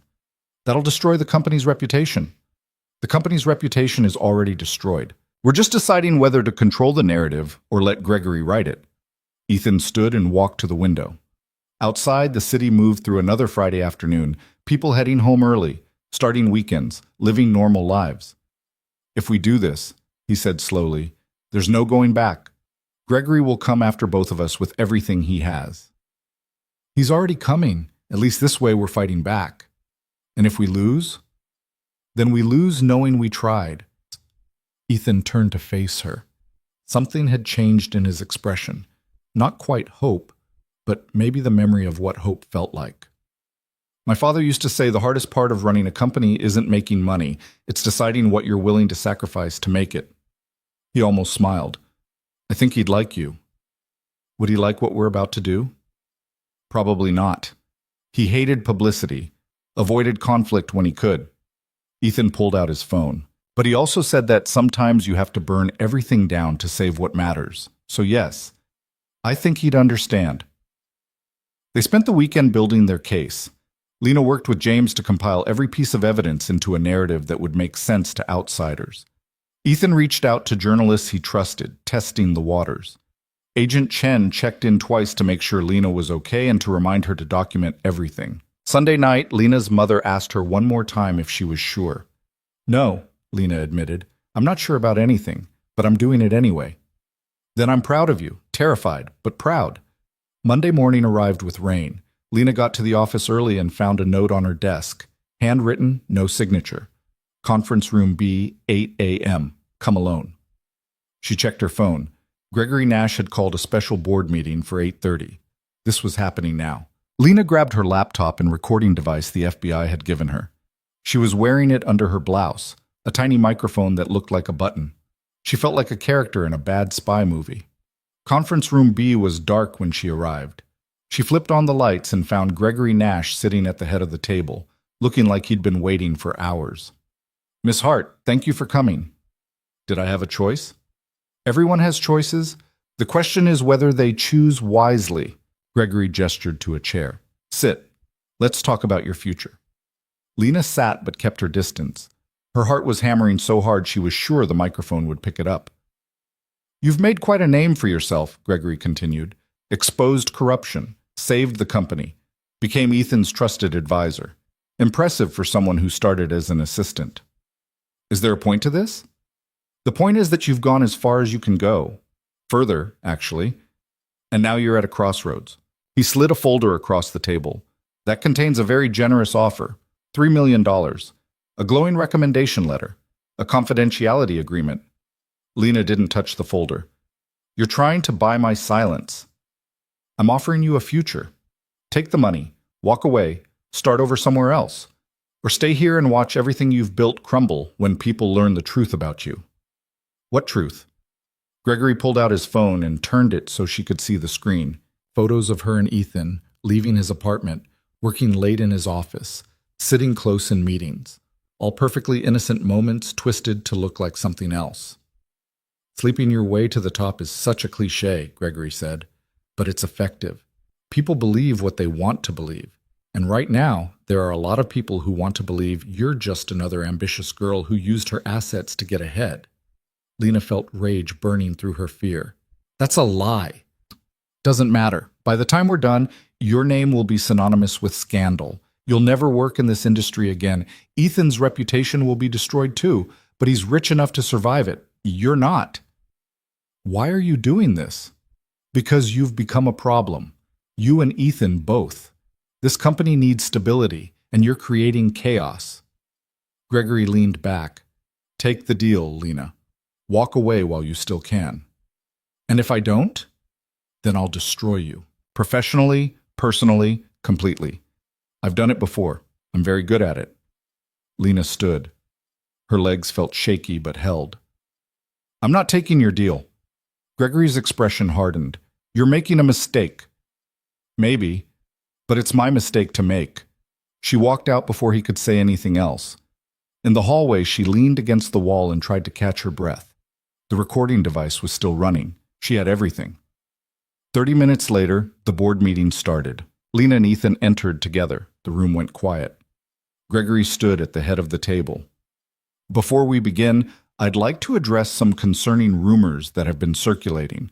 Specifically, rumors about Mr. Vale's relationship with Miss Hart and the appropriateness of her rapid advancement within this company." Ethan's jaw tightened, but he kept his voice level. "If you have accusations to make, Gregory, make them directly." "Very well." Gregory displayed the photos on the conference room screen. "These were taken over the past 3 weeks. They show a pattern of behavior that raises serious questions about judgment and professionalism." The room erupted in whispers. Lena felt every eye on her. "Those photos don't show anything inappropriate," Ethan said. "They show favoritism, special treatment. A CEO, spending unusual amounts of time alone with a subordinate who has no qualifications for her current position." Gregory turned to the board. "I move that we launch a formal investigation into potential ethics violations." "I second," one of Gregory's allies said immediately. Lena stood. Her voice didn't shake. "Before you vote, there's something you should hear." She pulled out her phone and played the recording. Gregory's voice filled the room, offering her money to disappear, threatening to destroy her if she didn't, admitting to past attacks on people who'd challenged him. The room went silent. Gregory's face turned red. "That recording was made without my consent. Single-party consent state," Agent Chen said from the doorway. She walked in with Agent Torres, both showing badges, which makes it perfectly legal and very interesting from an obstruction of justice perspective. "What is this?" Gregory demanded. "Federal investigation into corporate fraud and witness tampering." Agent Chen looked at the board. "We've been building a case for 6 months.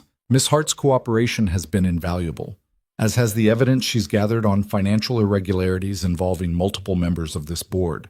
Gregory tried to leave. Agent Torres blocked the door. "Mr. Nash, we'd like you to come with us. We have questions about your financial arrangements with the company and several transactions that appear to violate securities laws. I want my lawyer. That's your right. We'll arrange for you to call them from our office. They escorted Gregory out. The board sat in stunned silence. Ethan finally spoke. I think we need to recess and discuss next steps. But first, I want to make something clear. Lena Hart is the reason this company still exists. She saw corruption when no one else would look. She risked everything to expose it. And anyone who questions her integrity or her right to be in this room can direct those questions to me personally. The meeting dissolved. Board members left in small groups, whispering furiously. Lena sat alone at the table until Ethan came back. You recorded him, Ethan said. The FBI gave me the device. I wore it this morning thinking maybe he'd slip up. I didn't expect him to hand me everything. You could have been hurt if he'd found the wire. But he didn't, and now he's done. Lena looked at Ethan. We won. Did we? Gregory's gone, Chen's gone. But look at what's left. A company in chaos. A board that doesn't trust anyone. Employees scared for their jobs. So we rebuild. That's what you said. Clean house and start over. Ethan sat down beside her. I'm tired, Lena. Tired of fighting, tired of wondering who's lying, tired of choosing between bad options and worse ones. Then rest. Take a day. See your daughter. Remember why you're doing this. She stood. But don't quit. Not now. Not when we're finally winning.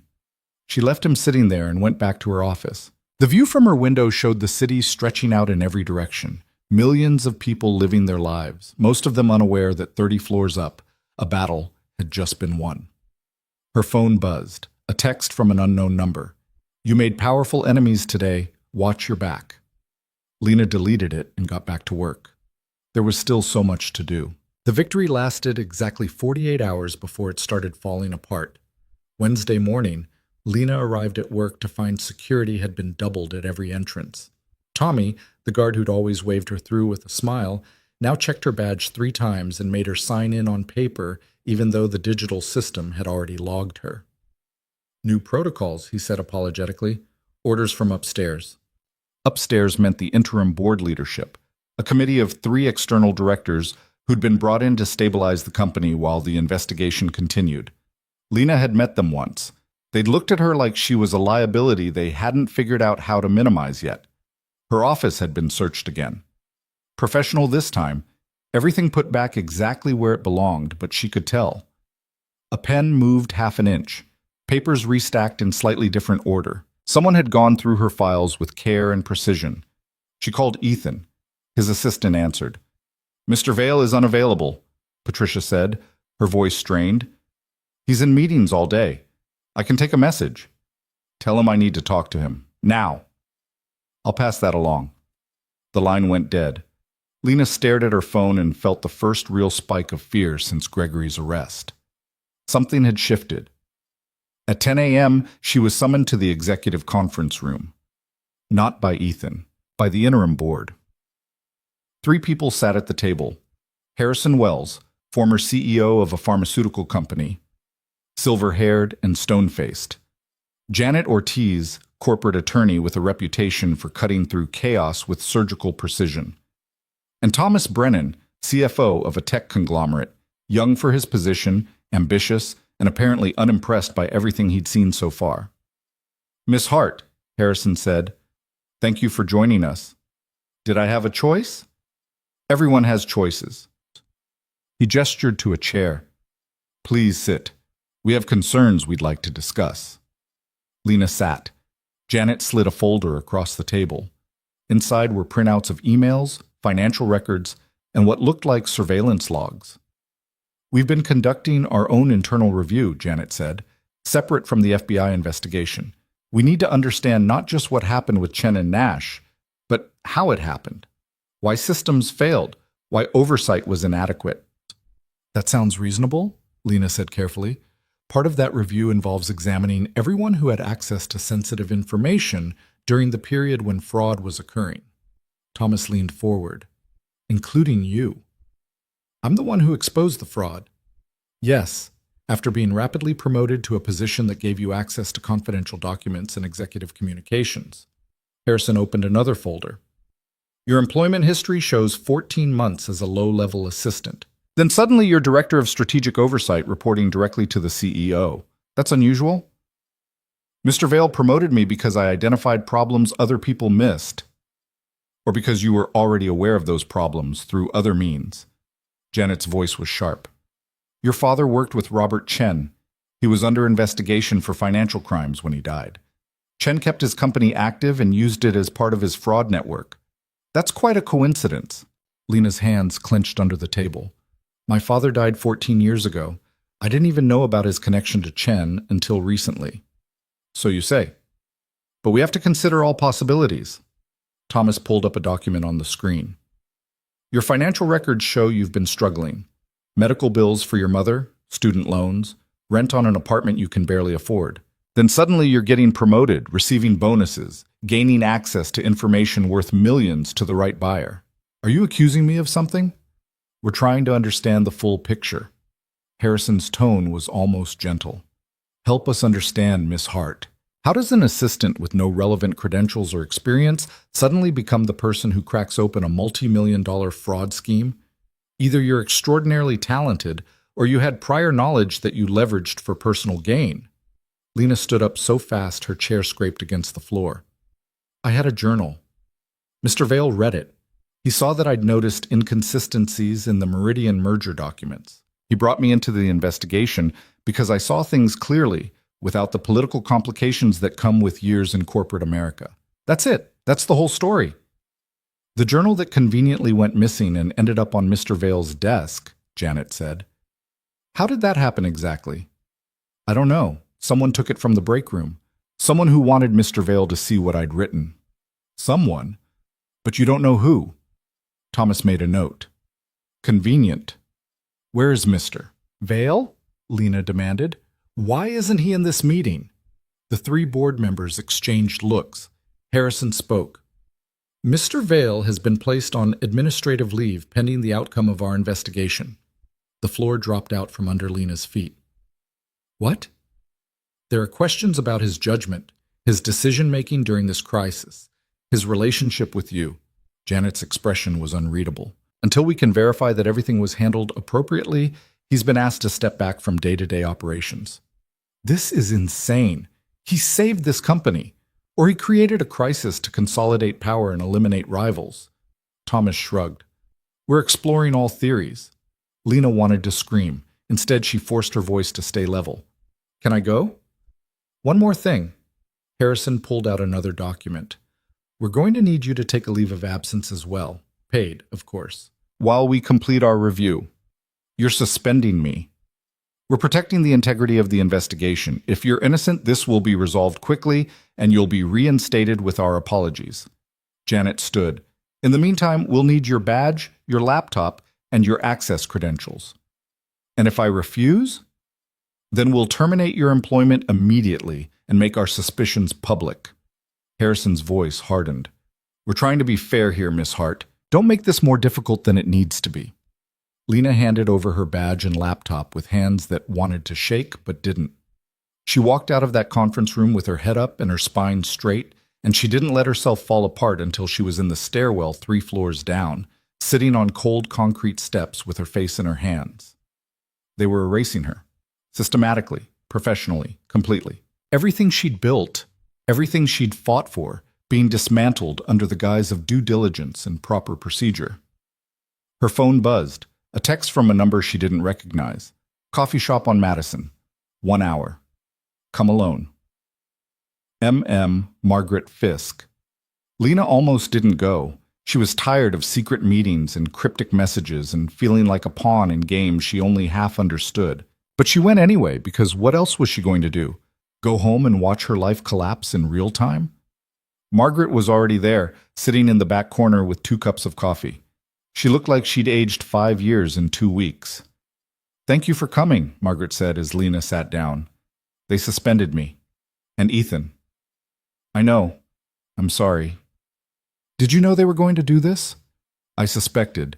The interim board, they're not here to find truth. They're here to contain damage, and protect the company's reputation. That means finding scapegoats. Margaret pushed one of the coffees toward Lena. You and Ethan are convenient targets, outsider and insider who both benefited from the chaos. It's a clean narrative. It's a lie. Truth and narrative aren't the same thing. You're learning that the hard way. Margaret pulled out her phone. I'm leaving the company. Resignation effective Friday. But before I go, I wanted to give you something. She showed Lena her screen. Emails, dozens of them. Communication between the interim board members and executives at other companies. Plans for restructuring. Conversations about selling off divisions. Discussions about bringing in new leadership. They're not trying to save the company, Margaret said quietly. They're trying to position it for acquisition. Break it into pieces and sell it to the highest bidders. Gregory might be gone, but his vision is alive and well. Can you send me these? Already did. Check your personal email. Margaret finished her coffee. I can't be part of this anymore. I thought I was protecting my family by making compromises, but all I did was help build a machine that devours people. You tried to stop it. That's more than most of us can say. I failed. Not yet, you haven't. Margaret stood. The FBI is still investigating. Agent Chen called me yesterday. They're building a RICO case. Racketeering, conspiracy, wire fraud. It's going to take months, but they're not giving up. Neither should you. After Margaret left, Lena sat alone in the coffee shop and read through the emails on her phone. Margaret was right. The interim board was systematically dismantling everything Ethan's father had built. In 6 months, the company would be unrecognizable. In a year, it might not exist at all. She called Agent Chen. Miss Hart, I was just about to call you. They suspended me. Put Ethan on leave. They're trying to bury everything. I know. We've been monitoring the situation. Agent Chen's voice was calm. This is actually good for our case. The more they try to cover up, the more evidence they create of obstruction. How is this good? They're winning. They think they're winning. There's a difference. Papers rustled on Chen's end. We've got warrants for financial records going back 10 years. We're tracking money through 3 countries and at least 15 shell companies. Gregory's been cooperating, trying to cut a deal. He's giving us names. What about Ethan and me? What about you? Are we targets? Agent Chen was quiet for a moment. Officially? You're witnesses. Unofficially? Some people in the Bureau think you knew more than you're saying, that maybe you orchestrated this whole thing to take down rivals and position yourself for a payout. Lena felt sick. That's insane. Is it? You went from assistant to director in record time. You exposed fraud that just happened to eliminate your boss's enemies. You're the one who conveniently found evidence at every critical moment. Chen paused. I don't believe that narrative, but I'm not the only one working this case. So what do I do? Keep your head down. Document everything. And trust that the truth will come out eventually. It usually does. That night, Lena sat with her mother and told her everything. The suspension, the accusations, the systematic destruction of everything she'd tried to build. Her mother listened without interrupting. When Lena finally ran out of words, her mother took her hand. Your father once told me that powerful people will always protect themselves, her mother said. They'll sacrifice anyone to maintain their positions. He was right about that. But he also said that eventually the weight of lies becomes too much to carry. Something always breaks. What if it breaks too late? What if they've already won by the time the truth comes out? Then you'll know you fought anyway. That's worth something. Lena wanted to believe that. But sitting in her tiny apartment, suspended from a job she'd fought so hard for, watching her name get dragged through speculation and insinuation, it was hard to see the value in losing with honor. Her phone rang. Ethan. Finally. Where have you been? Lena answered. Locked out of my own company. They confiscated everything. Phone, laptop, files. I'm calling from a burner. His voice was tight. Did they suspend you too? This morning, told me I'm under investigation for potential fraud and conspiracy. Jesus. I'm sorry. This is my fault. Stop. This isn't about fault. This is about them protecting themselves. Lena pulled up Margaret's emails on her laptop. I've got something you need to see. She walked him through the interim board's plans, the acquisition talks, the systematic dismantling of his father's legacy. Ethan was silent for a long time. When he spoke again, his voice was different, harder. Where are you right now? Home. Why? Stay there. I'm coming over. He arrived 40 minutes later wearing jeans and a jacket Lena had never seen, looking more tired than she'd ever seen him look. He sat at her kitchen table, the same table where her father had once spread out his work and taught her to see patterns, and put his head in his hands. I've lost, he said. They outmaneuvered me, used my own moves against me. By the time I realized what was happening, it was too late. We can still fight this. With what? They've frozen my assets pending investigation. I can't access company accounts. Half my contacts won't return my calls because they don't want to be associated with scandal. He looked up at her. I have maybe 3 months of liquid cash before I'm broke. No company, no income, no leverage. They took everything. You have your daughter, your father's name, the truth. My daughter doesn't understand why Daddy can't go to work anymore. My father's name is being dragged through mud by people claiming he built this company on fraud. And the truth is apparently negotiable depending on who's telling the story. Ethan's laugh was bitter. I should have taken the exit package when Gregory offered it. Should have walked away rich and intact. You don't believe that. Don't I? Look where fighting got us. You're suspended. I'm ruined. The company's being sold off in pieces. What exactly did we accomplish? Lena felt anger rising. We exposed corruption. We stopped a fraud scheme. We tried to do the right thing. And we failed. Congratulations on our moral victory while we watch everything burn. So what, you're just giving up? I'm being realistic. There's a difference. Ethan stood. Go back to school. Finish your degree. Get a job somewhere else. Forget you were ever part of this mess.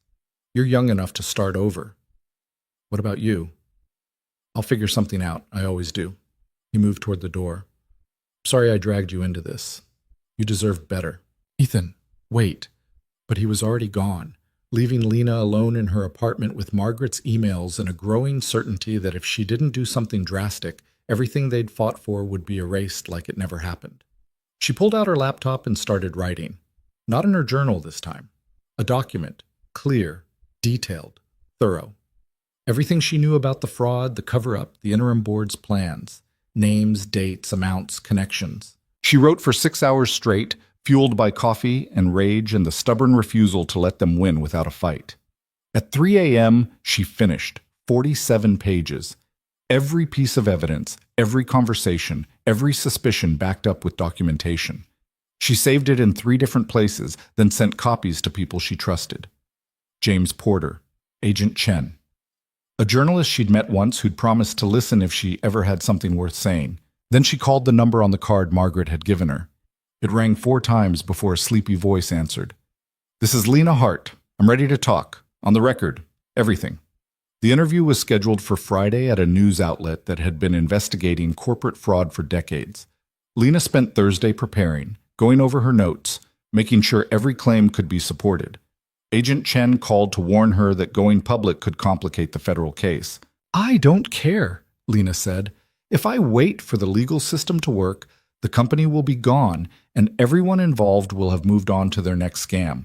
At least this way, people know the truth. Just be careful. These people will come after you. They're already coming after me. What else can they take? The interview was conducted by Diane Martinez, an investigative reporter who'd spent 20 years exposing corporate malfeasance. She listened to Lena's story without interrupting, taking notes, occasionally asking for clarification. This is explosive, Diane said when Lena finished. You understand that the moment this goes public, you'll be unemployable in this industry? They'll blacklist you, destroy your reputation, make sure you never work in finance again. I understand. And you're willing to accept that? Lena thought about her father, about the choices he'd faced, about dying with secrets that had eaten him alive. I'd rather be unemployable and honest than successful and complicit. The article went live Monday morning. By noon, it had been shared 10,000 times. By evening, every major news outlet was running follow-up stories. The stock price dropped 15%.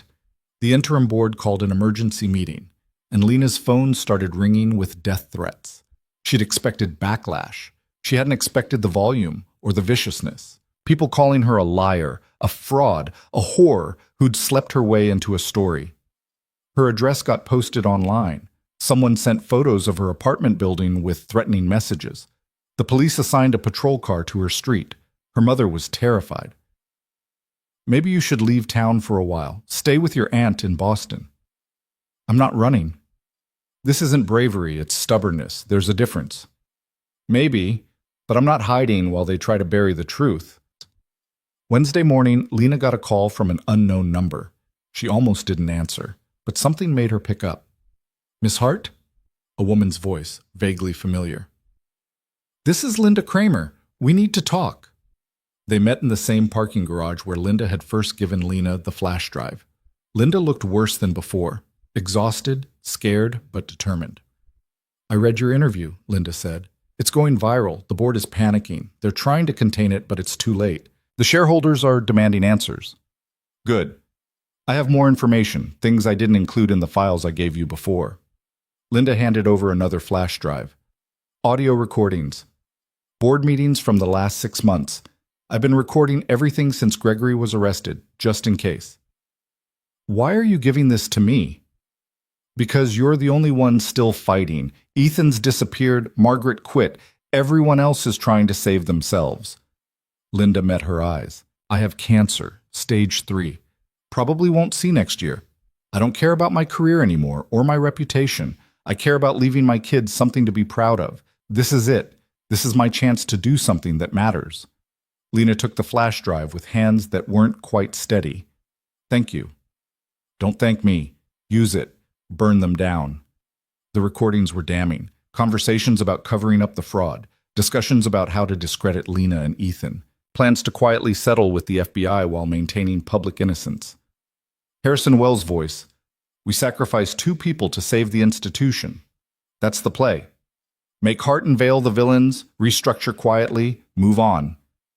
Lena sent the recordings to Agent Chen, to Diane Martinez, to every journalist who'd contacted her asking for more information.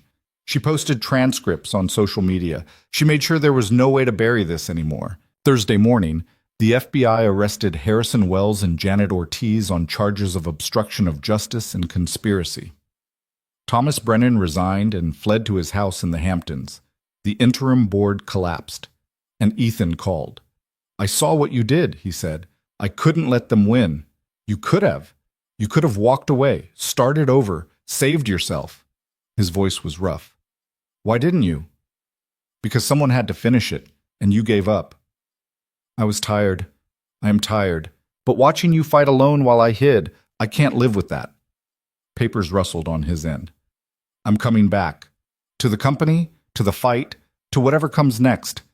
I should have never left. The company might not exist anymore. Then we'll build something new, something better, together. He paused. If you'll still have me. Lena looked around her tiny apartment, at the threats piled up on her table, at her mother asleep in the next room, exhausted from another difficult day, at the city outside her window, vast and indifferent and full of people who would never know her name or care about her fight.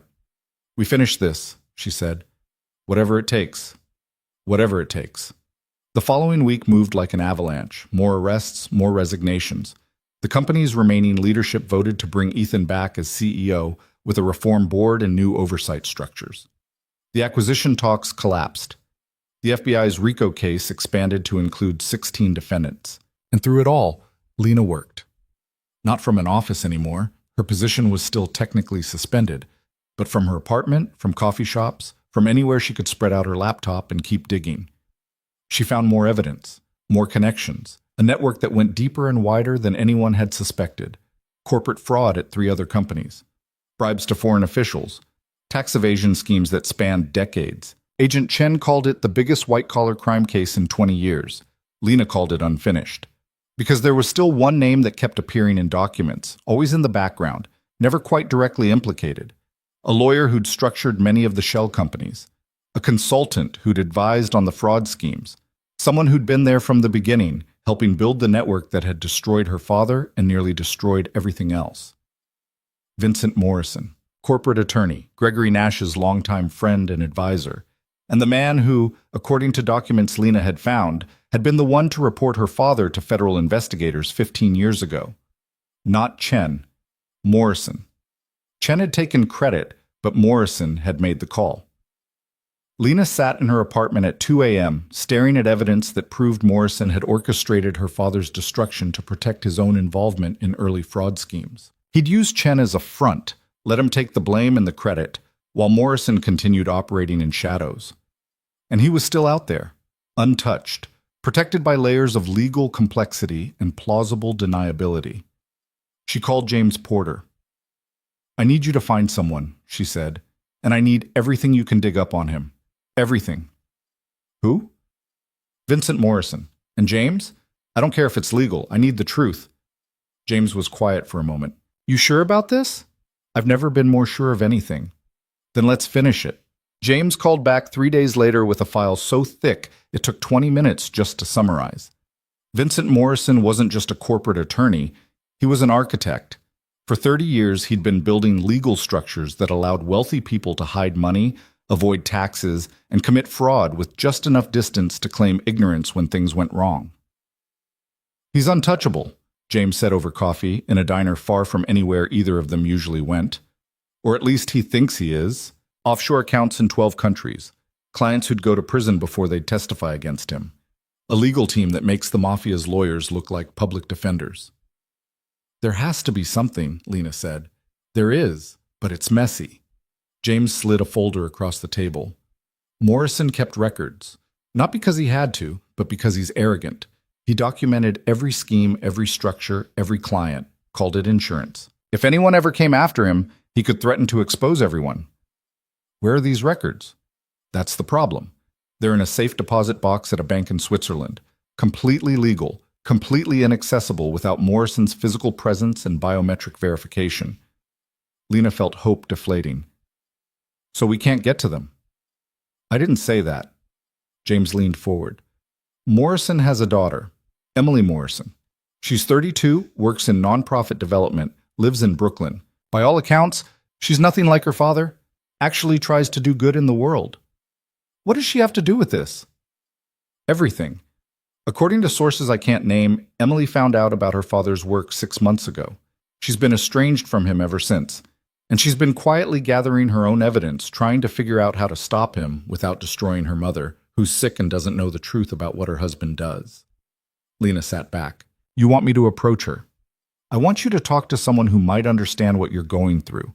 Someone else whose father wasn't who she thought he was." James finished his coffee. "Emily Morrison is speaking at a fundraiser tomorrow night, children's literacy program. If you happen to be there, you might find an opportunity for conversation." The fundraiser was in a converted warehouse in Brooklyn, the kind of space that tried very hard to look casual while costing a fortune to rent. Lena wore one of the blazers from her shopping trip months ago, the one that still felt like a costume, and moved through the crowd trying to look like she belonged. Emily Morrison was easy to spot. She had her father's height, but none of his predatory sharpness. She spoke to donors with genuine warmth, talked about literacy rates in underserved communities with actual passion, and looked exhausted in the way people do when they care too much about problems too big to fix alone. Lena waited until Emily stepped outside for air, then followed. "Emily Morrison?" Lena said. Emily turned, wary. "Do I know you?" "No, but I know your father, or at least I know what he's done." Emily's expression closed down. "I don't know what you're talking about. My name is Lena Hart. My father was Michael Hart. Your father destroyed him 15 years ago to protect a fraud scheme. I'm trying to stop him from destroying anyone else." Emily stared at her for a long moment. "You're the one from the news, the whistleblower." "That's one word for it. Come with me." They walked 3 blocks to a coffee shop that was still open despite the late hour. Emily ordered tea with shaking hands and sat across from Lena in a corner booth. "I found out 6 months ago," Emily said without preamble. "I was helping my mother organize his home office while he was traveling. Found documents, letters, evidence of things I couldn't believe. I confronted him.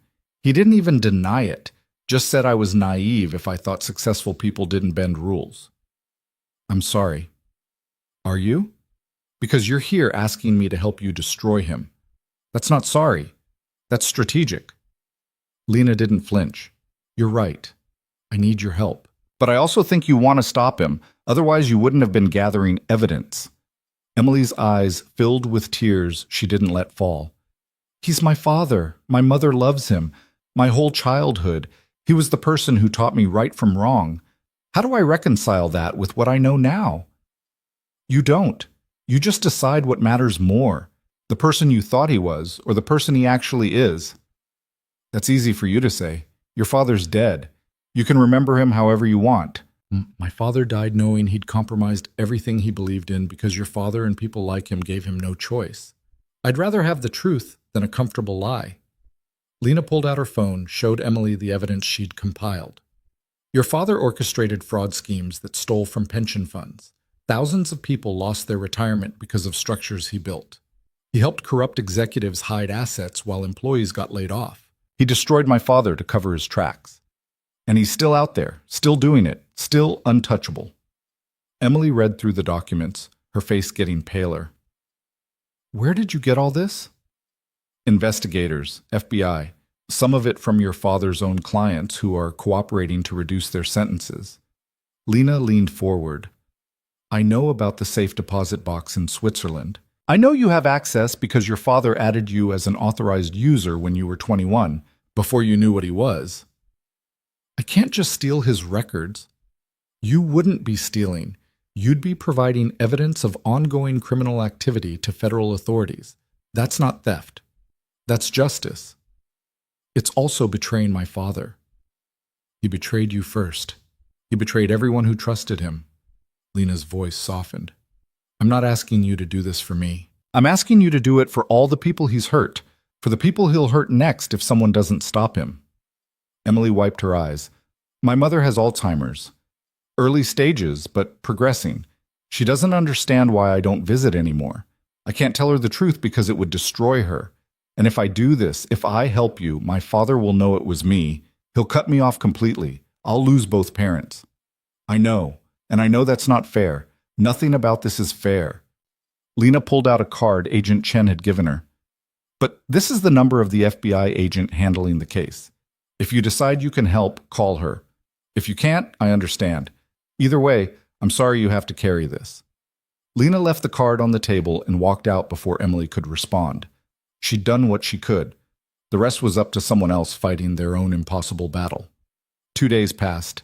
Lena heard nothing. She tried to focus on other things, helping Ethan prepare for his official return as CEO, working with the reformed board on new ethics policies, testifying in depositions for the ongoing federal cases.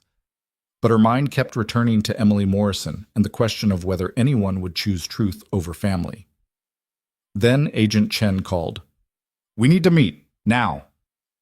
They met at the FBI field office, in a conference room that smelled like burnt coffee and old stress.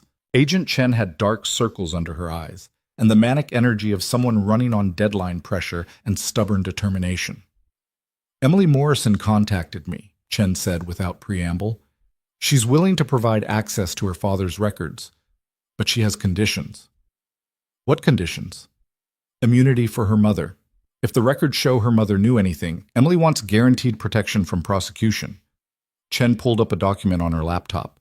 Also, she wants witness protection for herself and her mother. New identities, relocation, the full program. Can you give her that? If the records are as good as she claims, yes. But here's the catch. She won't hand them over until she has the agreement in writing, and she wants you there when she does it. Why me? Because she trusts you. Or at least, she trusts that you understand what she's sacrificing. Chen closed her laptop. We're flying to Zurich tomorrow, you, me, and Emily Morrison. We retrieve the records, verify their contents, and if they're legitimate, we execute the immunity agreement and bring Emily and her mother into protection. What about Vincent Morrison? The moment we have verified evidence, we arrest him. Multiple jurisdictions, multiple charges. He'll spend the rest of his life in prison. Chen met Lena's eyes. This is it. The final piece. After this, it's over. The flight to Zurich was quiet. Emily sat by the window, staring out at clouds, barely speaking.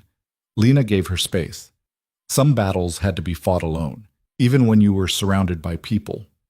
The bank was old European money, marble floors, hushed voices, security that looked polite but deadly serious. Emily showed her identification, submitted to biometric scans, signed documents with a hand that shook slightly. The safe deposit box was larger than Lena expected. Inside were USB drives, physical files, photographs, recordings. Decades of evidence organized with the kind of meticulous care that made her skin crawl. Morrison had documented everything because he never thought anyone would have the access or courage to use it against him. He'd been wrong. Agent Chen verified the contents on a secure laptop. Her expression went from focused to shocked to something close to awe. This is everything. Bank accounts, client lists, structural documents, communications. We can prosecute 50 people with this, maybe more. Then do it, Emily said. Her voice was hollow. Do it before I change my mind. They flew back to New York that night. Emily and her mother were in witness protection by morning. Vincent Morrison was arrested at his office at noon, surrounded by junior partners and assistants who'd had no idea what their boss actually did in his private practice. Lena watched the arrest on the news from Ethan's office. He'd been officially reinstated as CEO that morning, and his office had been restored to exactly how it had been before the chaos started. Same desk, same photo of Sophie, same view of a city that had nearly swallowed them both. It's done, Ethan said, standing beside her. Is it? Morrison's arrested, but he's got lawyers who'll fight this for years. Chen and Nash will cooperate to reduce their sentences. Most of the board members who were involved will settle quietly. And the company, she gestured at the window. The company survives, but does it change? We make it change. That's what the new structure is for. Ethan pulled up documents on his computer. New board composition, outside oversight, ethics committee with real power, whistleblower protections. Everything we should have had from the beginning. And you think that's enough? I think it's a start. I think my father would have wanted us to try. He looked at her. And I think we need someone to run it. Someone who understands what happens when systems fail. Someone who's proven they'll fight for what's right, even when it costs them everything. Lena knew where this was going. Ethan, Chief Ethics Officer, new position, board oversight, investigative authority, direct reporting line to both the CEO and the external board. You'd have power to shut down anything that doesn't pass scrutiny. I don't have the credentials. You have something better. You have the credibility of someone who risked everything to do the right thing. You have instincts that found fraud our entire executive team missed. And you have my trust. That's worth more than any MBA. Lena thought about it. About her tiny apartment and her mother's medical bills, and the student loans she was still paying. About the threats she still received in the job market that had blacklisted her name. About starting over somewhere else. Building a different life. Trying to forget this ever happened. But she also thought about her father. About dying with secrets. About all the people who'd been hurt by the fraud, and all the people who might be hurt by the next scheme if someone wasn't watching. Okay, she said. But I want full investigative authority. Any department, any executive, any deal. If I see something wrong, I can stop it. Done. And I want protection for whistleblowers. Real protection. Anyone who comes forward with concerns gets the same support I got, or should have gotten. Already in the new policies. And I want a salary that means I can take care of my mother without choosing between medical bills and groceries. Ethan actually smiled. I think we can manage that. They shook hands, and Lena felt something shift. Not victory, exactly. The cost had been too high for victory. But maybe resolution. Maybe the sense that she'd finished something her father had started without knowing it. The official announcement came the following week. The press coverage was mixed. Some outlets celebrated the company's commitment to reform. Others questioned whether promoting a whistleblower was genuine change or just good PR. Lena didn't care. She had work to do. Her first act as chief ethics officer was to establish a confidential reporting system. Her second was to audit every major deal from the past 5 years. Her third was to fire 3 executives who'd been quietly involved in Chen's schemes, but had managed to avoid prosecution by cooperating early. The company didn't like it. Change never came easy. But they learned quickly that Lena Hart wasn't the invisible assistant anymore. She was someone who asked uncomfortable questions and didn't accept comfortable lies. 3 months after taking the position, Lena was working late when her mother called. "Turn on the news," her mother said. Lena pulled up a news stream on her computer. The headline made her breath catch. Federal prosecutors announce guilty verdicts in landmark corporate fraud case. She read the article 3 times. Gregory Nash, guilty on 14 counts. Robert Chen, guilty on 11 counts. Vincent Morrison, guilty on 23 counts, including racketeering, conspiracy, and fraud. Combined sentences totaling over 100 years. Her phone rang. Agent Chen. I wanted you to hear it from me first, Chen said. We got them, all of them. The jury deliberated for 6 days but came back unanimous on almost everything. What about the others? The executives who cooperated. Reduce sentences. Some will serve time, some won't, but they're all out of the industry. Banned from holding corporate positions. Their careers are over. And the money? The pensions? Restitution orders for victims. It'll take years to sort out, but people will get some of what they lost. Not all of it. Never all of it.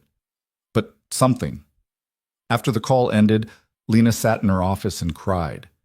Not from happiness exactly. The victory was too complicated for happiness. Too many people had been hurt. Too much had been lost. Her father was still dead. Thousands of people had still lost their retirement savings. The damage couldn't be undone, but at least it had been acknowledged. At least someone had been held accountable. At least the pattern had been broken, even if just for a moment. She called her mother. Did you see? Lena asked. I saw. Your father would be so proud. I'm not sure about that. I think he'd be sad it came to this. Maybe, but he'd also be proud you finished what he couldn't. That counts for something. That night, Lena went home to her apartment, still small, still cramped, but paid for now by a salary that meant she didn't have to choose between food and heat. Her mother was asleep, breathing easier thanks to new medications they could finally afford. Lena pulled out her father's old journal, the leather one that had started all of this. She hadn't written in it since everything began. Now she opened to a blank page and wrote, "It's over," or at least this part is over. The verdicts came in today. Guilty across the board. I thought I'd feel victorious. Instead, I just feel tired. But maybe that's okay. Maybe the point isn't to feel good about winning. Maybe it's just to know you fought for something that mattered, even when the cost was high. I think you'd understand that, Dad. I hope you would. She closed the journal and put it on the shelf next to the box of her father's old files that her mother had saved. Two pieces of the same story, separated by 15 years and a lifetime of choices. Her phone buzzed. Ethan. Dinner tomorrow? Sophie wants to meet the person I keep talking about. Lena smiled and typed back, I'd like that. The next evening, she met them at a restaurant that was nice without being pretentious. Sophie was exactly as Ethan had described. Dark curls, gap-toothed smile, and an absolute confidence that the world existed to answer her questions. You're the one who helped my dad save his company, Sophie announced before Lena had even sat down. I helped, but your dad did most of the work. That's not what he says. He says you're the bravest person he knows. Lena glanced at Ethan, who had the grace to look slightly embarrassed. Your dad exaggerates. Nah. Dad doesn't exaggerate. He says exaggerating is lying, and lying is for people who don't trust the truth. Smart dad, Lena said. Dinner was chaotic in the best way. Sophie talked about dinosaurs and her best friend's birthday party, and how she decided to be a paleontologist when she grew up, or maybe a chef, or possibly both. Ethan mostly let her talk, interjecting only when she needed help cutting her food, or when she asked him direct questions about work. Do you like working with my dad? Sophie asked Lena at one point. I do. He's a good boss. Are you guys going to get married? Ethan choked on his water. Lena felt her face go hot. Sophie, that's... What?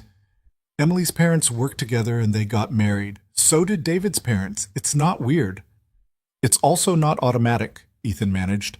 Miss Hart and I are colleagues. We work together. But do you like each other? Lena and Ethan exchanged looks.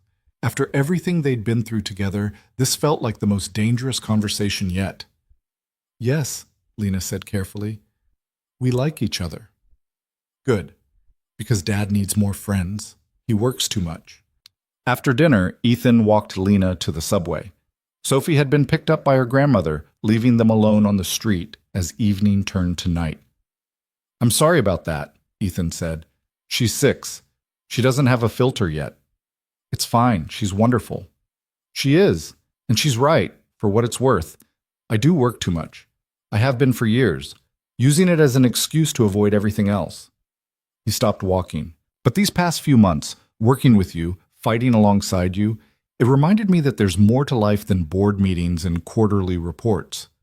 Ethan, I'm not asking for anything. I know we've been through too much. I know the power dynamics are complicated.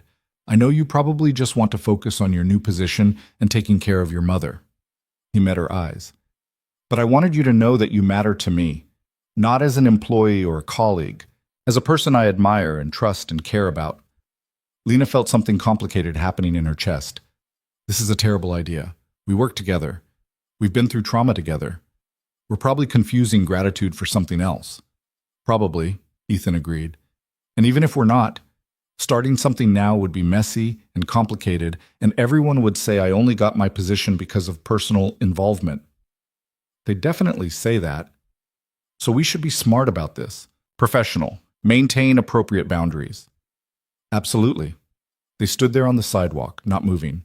But maybe, Lena said slowly, after some time has passed, after things have settled, after we've proven to everyone, including ourselves, that this isn't just crisis bonding or whatever the psychological term is, maybe then, Ethan finished, we could see what this is, without the fraud and the investigations and the constant emergency situations. Maybe then. I can wait, Ethan said. I'm good at waiting. Lena smiled. So am I. Had to wait 14 months just to be seen as something other than invisible. You were never invisible. I was just too stupid to notice. She reached the subway entrance. Good night, Ethan. Good night, Lena.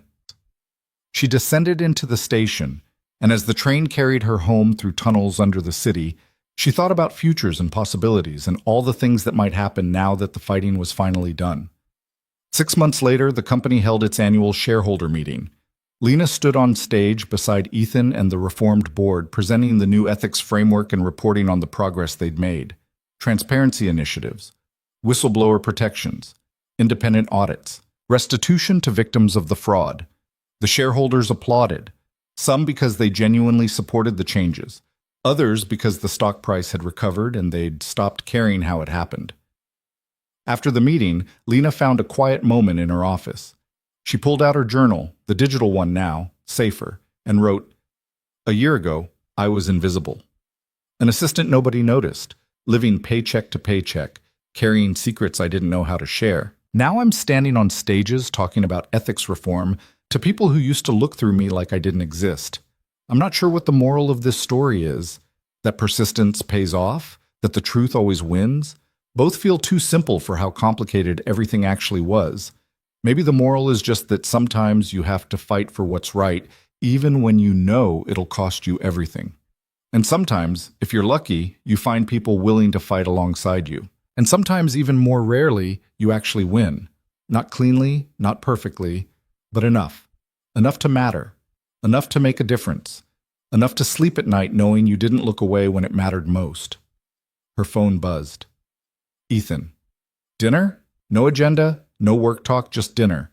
She typed back, "Just dinner sounds perfect." That evening, she met him at a different restaurant. Quieter. More intimate. The kind of place people went for conversations that mattered. 6 months, Ethan said after they'd ordered. That's how long we said we'd wait. Technically, I said after things settled. Things aren't really settled. Things are never settled.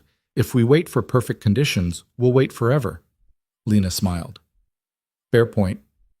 So I'm asking, not as your boss, not as the CEO, as someone who's seen you at your strongest and your weakest and finds you remarkable either way. He reached across the table. Would you like to see what this is? Without the crisis? Without the pressure? Just us, figuring it out together?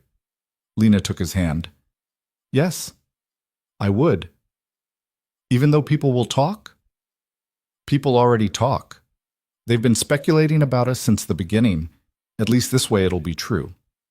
They talked through dinner about everything except work. About Sophie's upcoming school play. About Lena's mother, who was responding well to new treatments. About the apartment Lena was looking at in a better neighborhood, close enough to her mother, but with enough space to breathe. About small things and future things and all the ordinary moments that had been impossible when they were fighting for survival. When Ethan walked her home, he stopped at her door. "Can I kiss you?" he asked. "You're the CEO. You probably shouldn't be asking permission." I'm not the CEO right now. I'm just someone who really wants to kiss you, but wants to make sure it's actually what you want. Lena reached up and pulled him down to her level. It's what I want. The kiss was soft and careful, and nothing like the dramatic reunion kisses in movies. It was tentative and slightly awkward and absolutely perfect because it was real. Because it was them, finally, without the weight of corporate fraud and federal investigations and life-or-death decisions. When they pulled apart, Ethan was smiling. We're going to be terrible at this, aren't we? Probably. We're both workaholics with trust issues and complicated pasts.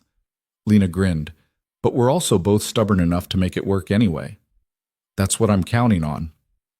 3 years later, Lena stood in her office, much larger now, with windows that overlooked the city and a door that had her full title engraved on the nameplate, Chief Ethics Officer. The company had grown, restructured, and rebuilt its reputation. Not perfectly. Nothing was perfect, but better. Measurably, demonstrably better. Her mother's health had stabilized, not cured, Parkinson's didn't work that way, but managed well enough that she could still have good days more often than bad ones. The fraud cases had finally concluded. Chen and Nash and Morrison were all in prison. Restitution had been distributed to victims. The industry had implemented new regulations. It wasn't enough. It was never enough, but it was something. And Ethan was picking her up in 20 minutes for dinner with Sophie, who was 9 now, and had recently informed them both that if they were going to keep dating, they should probably just get married already because it was getting ridiculous. Lena's phone rang. An internal number she didn't recognize. This is Lena Hart. Miss Hart, this is David Chen. I work in accounting, junior analyst. I need to talk to someone about something I found in the quarterly reports. Something that doesn't add up. Lena felt that familiar spike of attention, the pattern recognition kicking in. Tell me what you found. David explained haltingly, nervously, clearly scared of being wrong or causing trouble, but the numbers he described did sound off. Small discrepancies. Nothing that would trigger automatic flags, but consistent, regular. The kind of thing someone might miss if they weren't looking carefully. Send me everything you have, Lena said. And David? You did the right thing calling. This is exactly what this office exists for. After hanging up, she sat for a moment with the weight of it. Here we go again. Another investigation, another fight, another chance to prove that the systems they'd built actually worked. But this time was different. This time she wasn't alone. This time she had authority and resources and a company that would support her instead of fighting her. This time she had people who would listen when she said something was wrong. This time she had backup. Ethan arrived exactly on time, Sophie bouncing beside him with the energy of someone who'd had too much sugar and not enough recess. You ready? Ethan asked. Lena looked at her office one more time. At the framed photo on her desk, her and her father, from when she was 8, both of them laughing over some shared joke she couldn't remember anymore. At the journal on her shelf, pages full now of different stories. At the view of a city that had tried to crush her and failed. Ready? She said. She took Ethan's hand, let Sophie grab the other one, and walked out into the evening. Behind her, David Chen's email pinged into her inbox, waiting to be investigated. Tomorrow's problem. Tomorrow's fight. Tomorrow's chance to prove that some things actually did change. That some victories actually mattered. That sometimes the people who were supposed to be invisible could reshape entire worlds. But tonight was for dinner and laughter, and the ordinary miracle of having people who loved you and work that mattered, and a future that felt like something worth building. Tonight was for being seen. Tonight was enough.